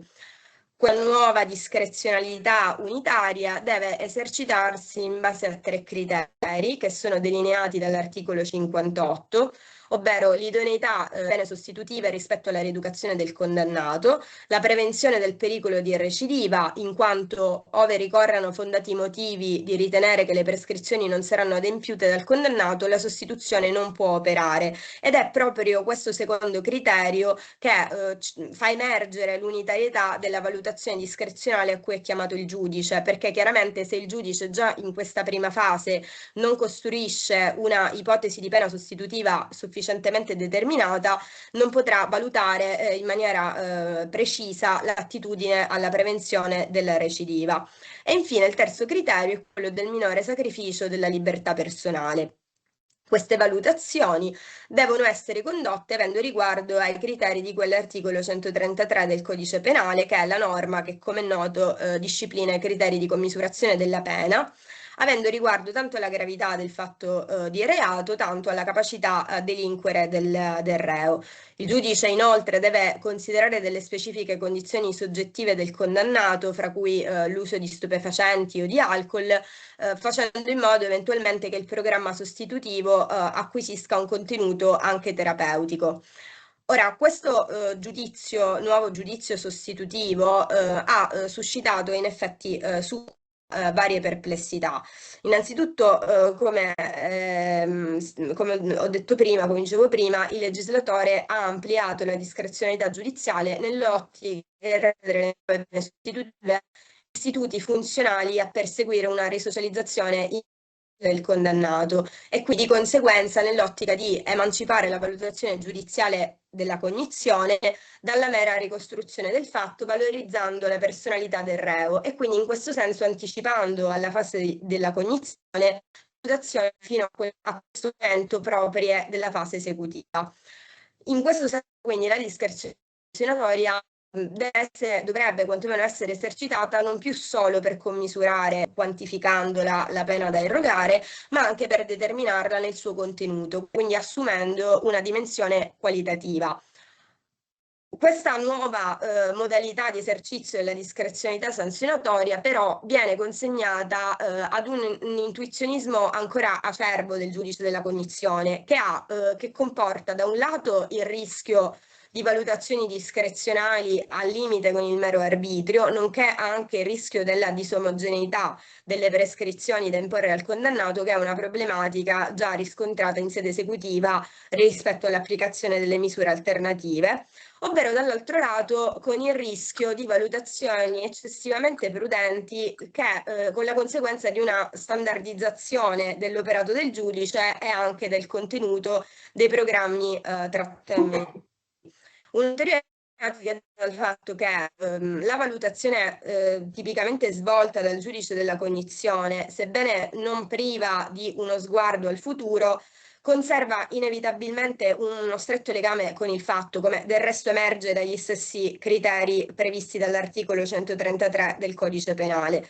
Per cui la discrezionalità del giudice della cognizione non solo è ancora acerba rispetto allo svolgimento di valutazioni prettamente personologiche, ma probabilmente non potrà mai del tutto svilupparsi in direzione contraria rispetto al fatto di reato, che rimane inevitabilmente uno degli elementi centrali nel giudizio di cognizione. Del resto, a mio parere, un giudizio esclusivamente personalistico non è neppure applicabile, perché il rischio sarebbe quello di rimettere esclusivamente all'intuizionismo e alla discrezionalità del giudice la determinazione della pena da erogare e quindi di slegare completamente il giudizio sulla pena dal fatto di reato, chiaramente con buona pace del principio di materialità, offensività e della prevedibilità della decisione giudiziale. Proseguendo nell'analisi dell'articolo 58, questo prevede che il giudice deve optare per le pene sostitutive se non ordina la sospensione condizionale della pena. Anche questa parte della norma ha suscitato perplessità perché entrambe le misure presuppongono una valutazione prognostica sulla recidiva. In una sintesi, per chiaramente non dilungarmi troppo, questo impasse è stato superato cercando di mantenere distinti i due giudizi per evitare una lettura rigida della norma che avrebbe potuto condurre ad escludere entrambe le opzioni nel caso appunto di rischio di recidiva. La riforma Cartabia delle pene sostitutive, oltre alle perplessità che ho appena indicato, ha suscitato ulteriori perplessità in quanto ha comportato fondamentalmente l'anticipazione in sede di cognizione di valutazioni proprie della fase esecutiva, e questo ha anche determinato l'anticipazione di problematiche che nel corso del tempo si sono già manifestate proprio nella fase esecutiva. Una di queste problematiche consiste nelle carenze organizzative e di risorse che è propria degli uffici esterni, con cui adesso anche il giudice della cognizione è chiamato a confrontarsi, e questo aspetto incide in maniera particolare sulla buona riuscita della riforma, perché chiaramente il rischio è quello ancora una volta della standardizzazione dei contenuti e quindi che non si raggiunga non si esplichi effettivamente una funzione risocializzante in positivo dell'istituto. Un'ulteriore problematica discende dall'attribuzione al magistrato di sorveglianza della competenza ad eseguire le pene sostitutive diverse dal lavoro di pubblica utilità. Il magistrato di sorveglianza infatti deve verificare l'attualità delle prescrizioni del giudice di merito e, se necessario, deve modificarle ove siano mutate le condizioni del condannato. Chiaramente questo comporta un incremento del carico di lavoro del giudice della sorveglianza e di conseguenza anche un incremento del fenomeno dei cosiddetti liberi sospesi, ovvero soggetti che sono in attesa di eseguire la pena. Ancora ulteriori problematiche si emergono dal coordinamento tra le due fasi di cognizione e di esecuzione. In particolare il magistrato di sorveglianza, nel valutare l'applicazione di misure alternative o di altri benefici penitenziari, potrebbe essere influenzato dal diniego della sostituzione disposto dal giudice di merito, ovvero viceversa dal diniego promanante dallo stesso condannato. Il diniego del condannato peraltro non è poi così raro, considerando che è molto più conveniente, molto più appetibile per il condannato accedere immediatamente all'affidamento in prova al servizio sociale come misura alternativa, piuttosto che a consentire alla semilibertà e alla detenzione domiciliare sostitutive, che gli consentirebbero di accedere all'affidamento in prova soltanto dopo l'espiazione di almeno metà della pena.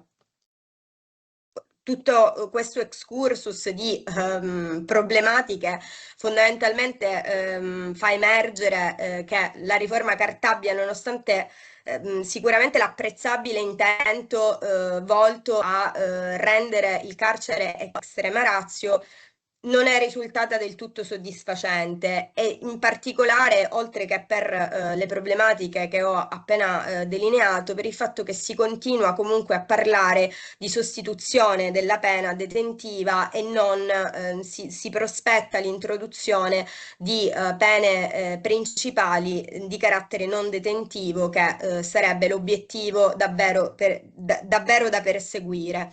E soprattutto appunto ha suscitato perplessità l'intervento sulla discrezionalità giudiziale, che come ho detto può comportare delle problematiche non indifferenti, che vanno proprio a toccare la determinazione della pena, che come sappiamo è il cuore del diritto e del processo penale. Io ho concluso e vi ringrazio per l'attenzione. Grazie.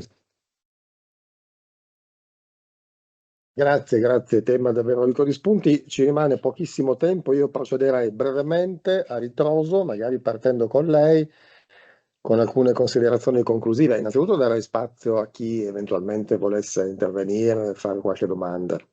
Se invece nessuno vuole intervenire, qualche considerazione proprio rapidissima. Lei ha evidenziato chiaramente quelle che sono le problematiche delle pene sostitutive, e condivido con lei l'idea che probabilmente una riforma più razionale, più efficace sarebbe quella di modificare proprio il sistema delle pene, quindi anziché parlare di sostituzione, contemplarle come pene principali. Per il resto, ecco, venendo un po' all'obiettivo dei vostri rispettivi lavori, avete tutti quanti analizzato aspetti problematici, tutti assolutamente condivisibili. Dal punto di vista invece costruttivo, partendo da lei, quale obiettivo, diciamo, si pone dal punto di vista di possibili idee di riforma, o quali correttivi, ecco, sì, immagina?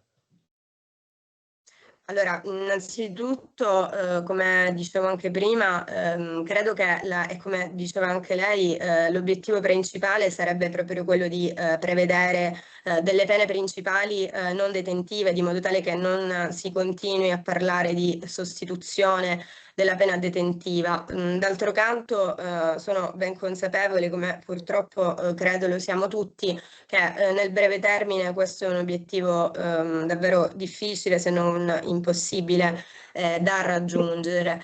Pertanto credo che innanzitutto una prima possibilità potrebbe essere proprio quella di rivedere la scelta di escludere l'affidamento in prova al servizio sociale, che avrebbe, secondo me, che comporterebbe secondo me una maggiore adesione da parte anche dello stesso condannato alla sostituzione della pena.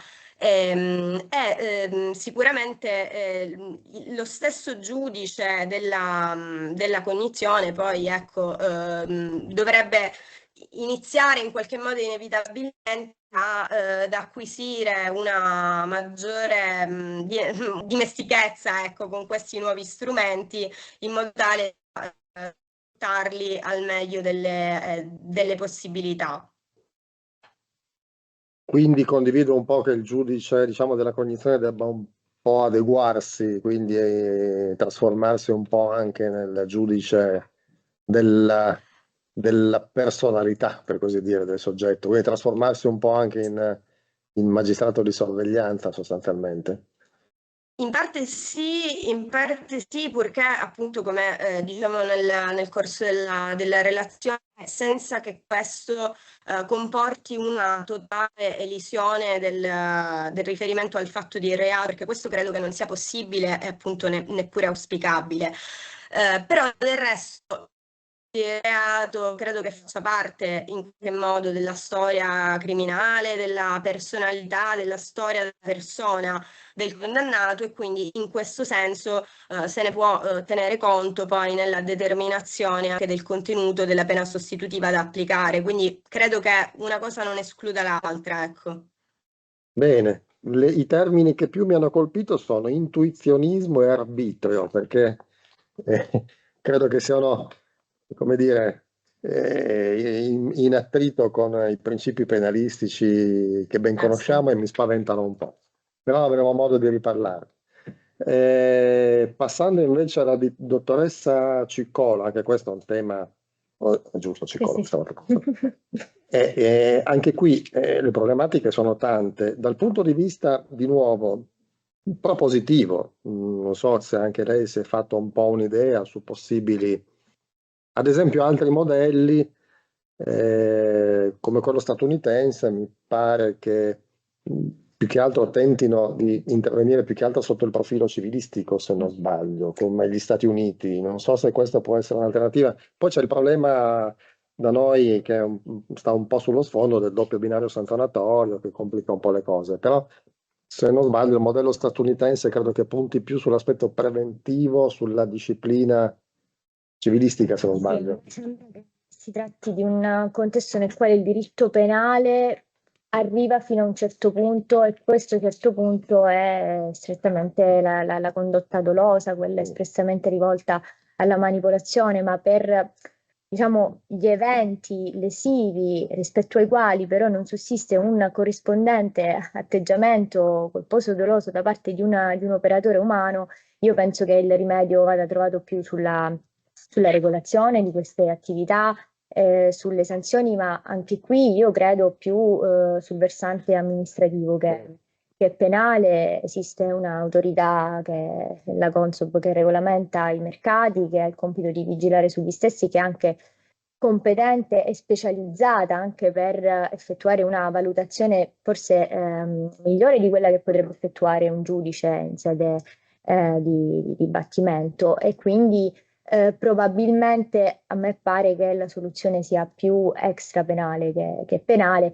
È un po' questo tentativo del legislatore di introdurre una circostanza aggravante, diciamo attenuante barra aggravante, è l'ennesima espressione dell'utilizzo del diritto penale come uno strumento per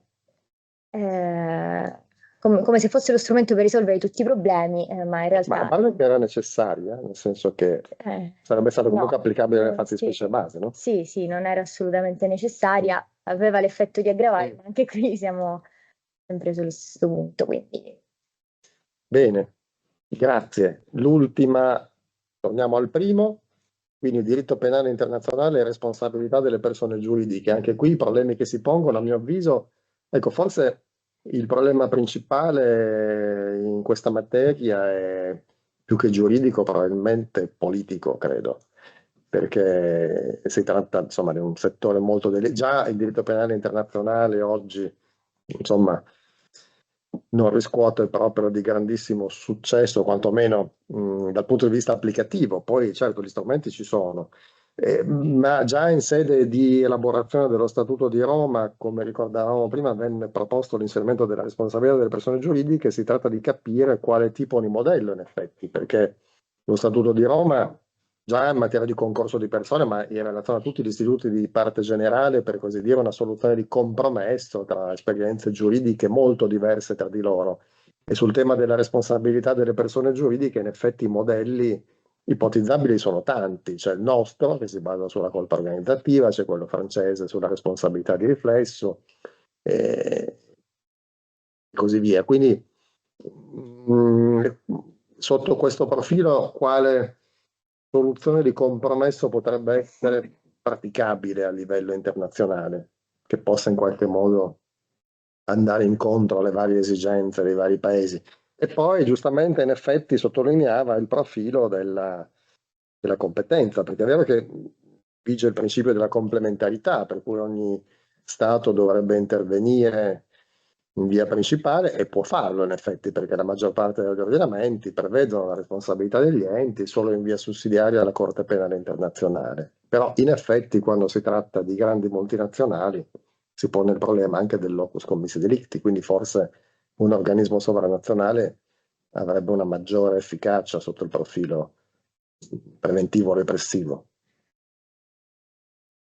Grazie mille, cercherò di essere breve, però sono tante suggestioni e quindi sì, no, assolutamente è un problema anche politico. Non so se direi più politico che giuridico, perché effettivamente le argomentazioni giuridiche vengono poi utilizzate anche come limite politico, no?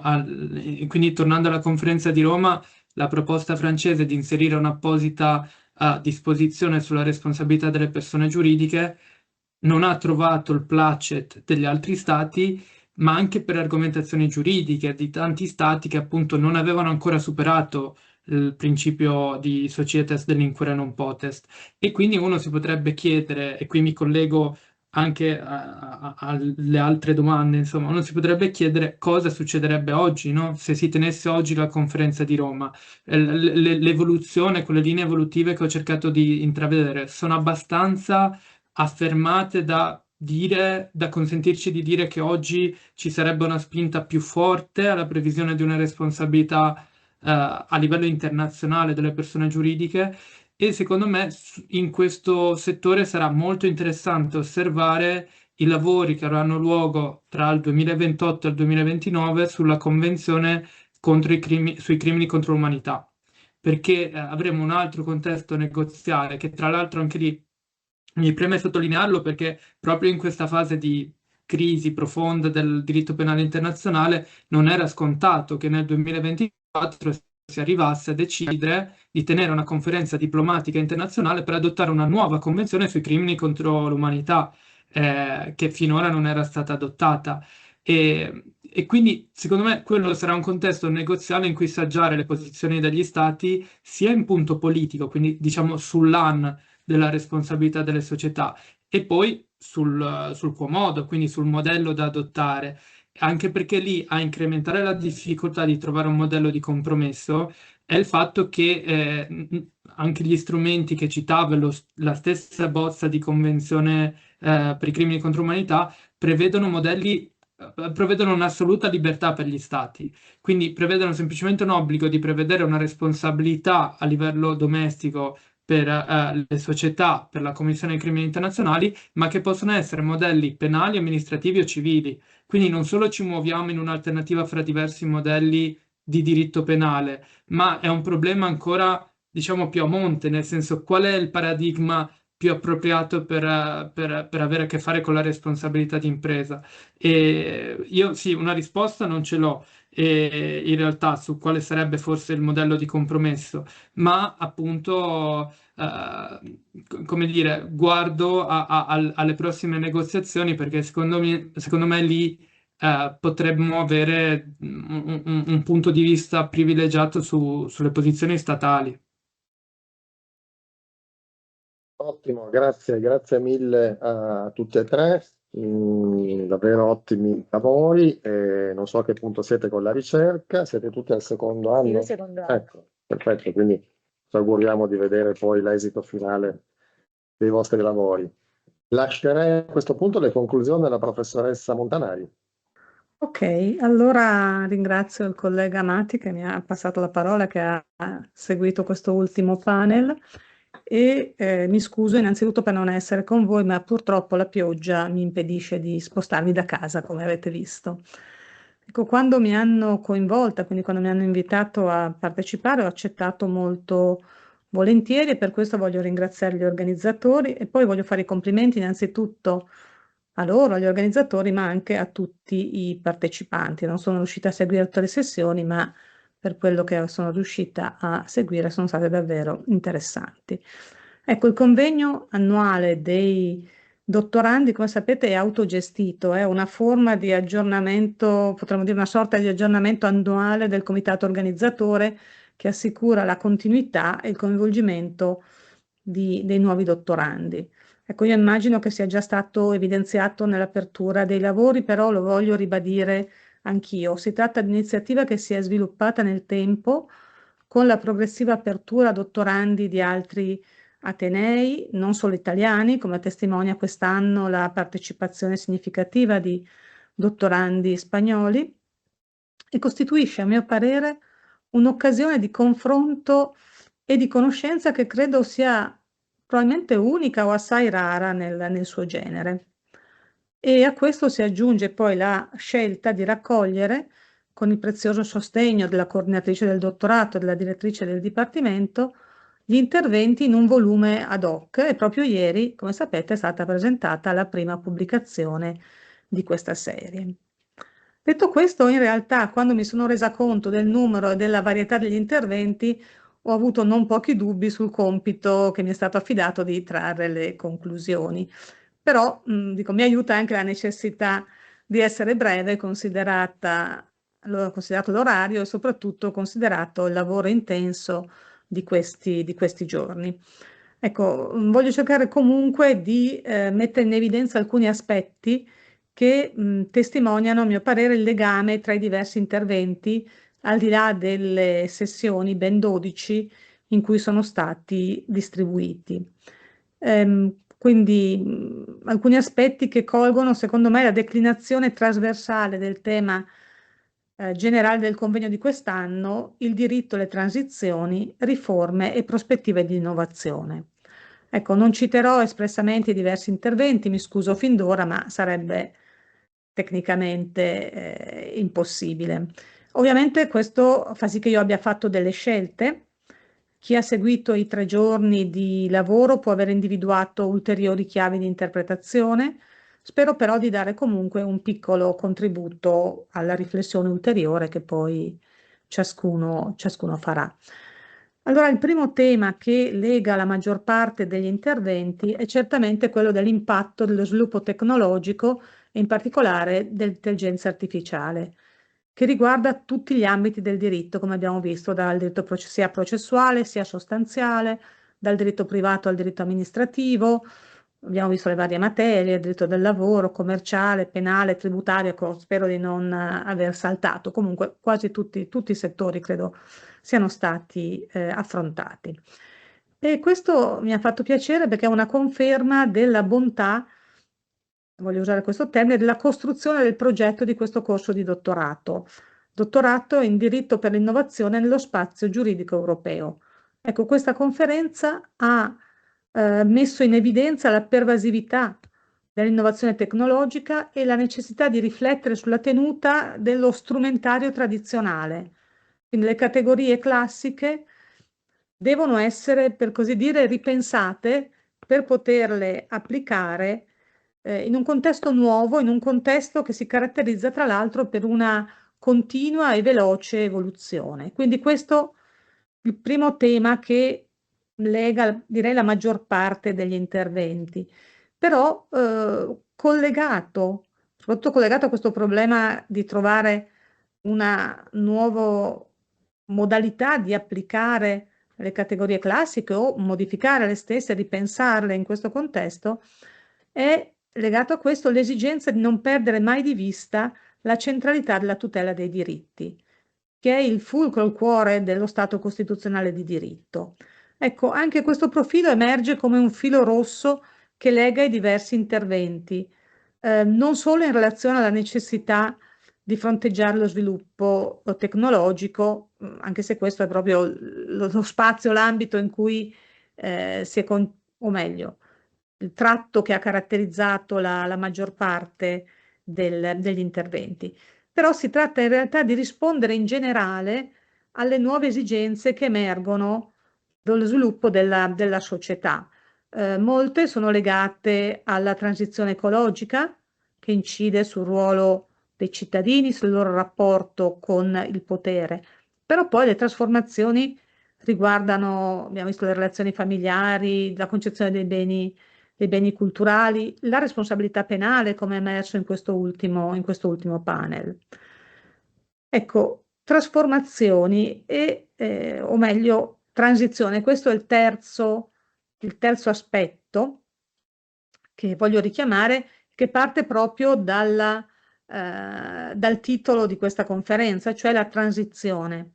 Anche qui la transizione è stata declinata in molteplici prospettive sul piano istituzionale, ma anche su quello dei rapporti tra i privati, in chiave storica e con riferimento ai fenomeni attuali, a livello nazionale, in una prospettiva multilivello. Ecco, davvero anche qui devo fare i complimenti sempre agli organizzatori per la scelta del titolo, perché ha permesso davvero a tutti coloro che sono intervenuti di individuare uno spazio di riflessione, anche di proposta di soluzioni o comunque di mettere in evidenza problemi e criticità. Ecco, quindi vale per tutti, è un complimento che rivolgo a tutti, di questa capacità di ritagliare uno spazio all'interno di questa tematica generale.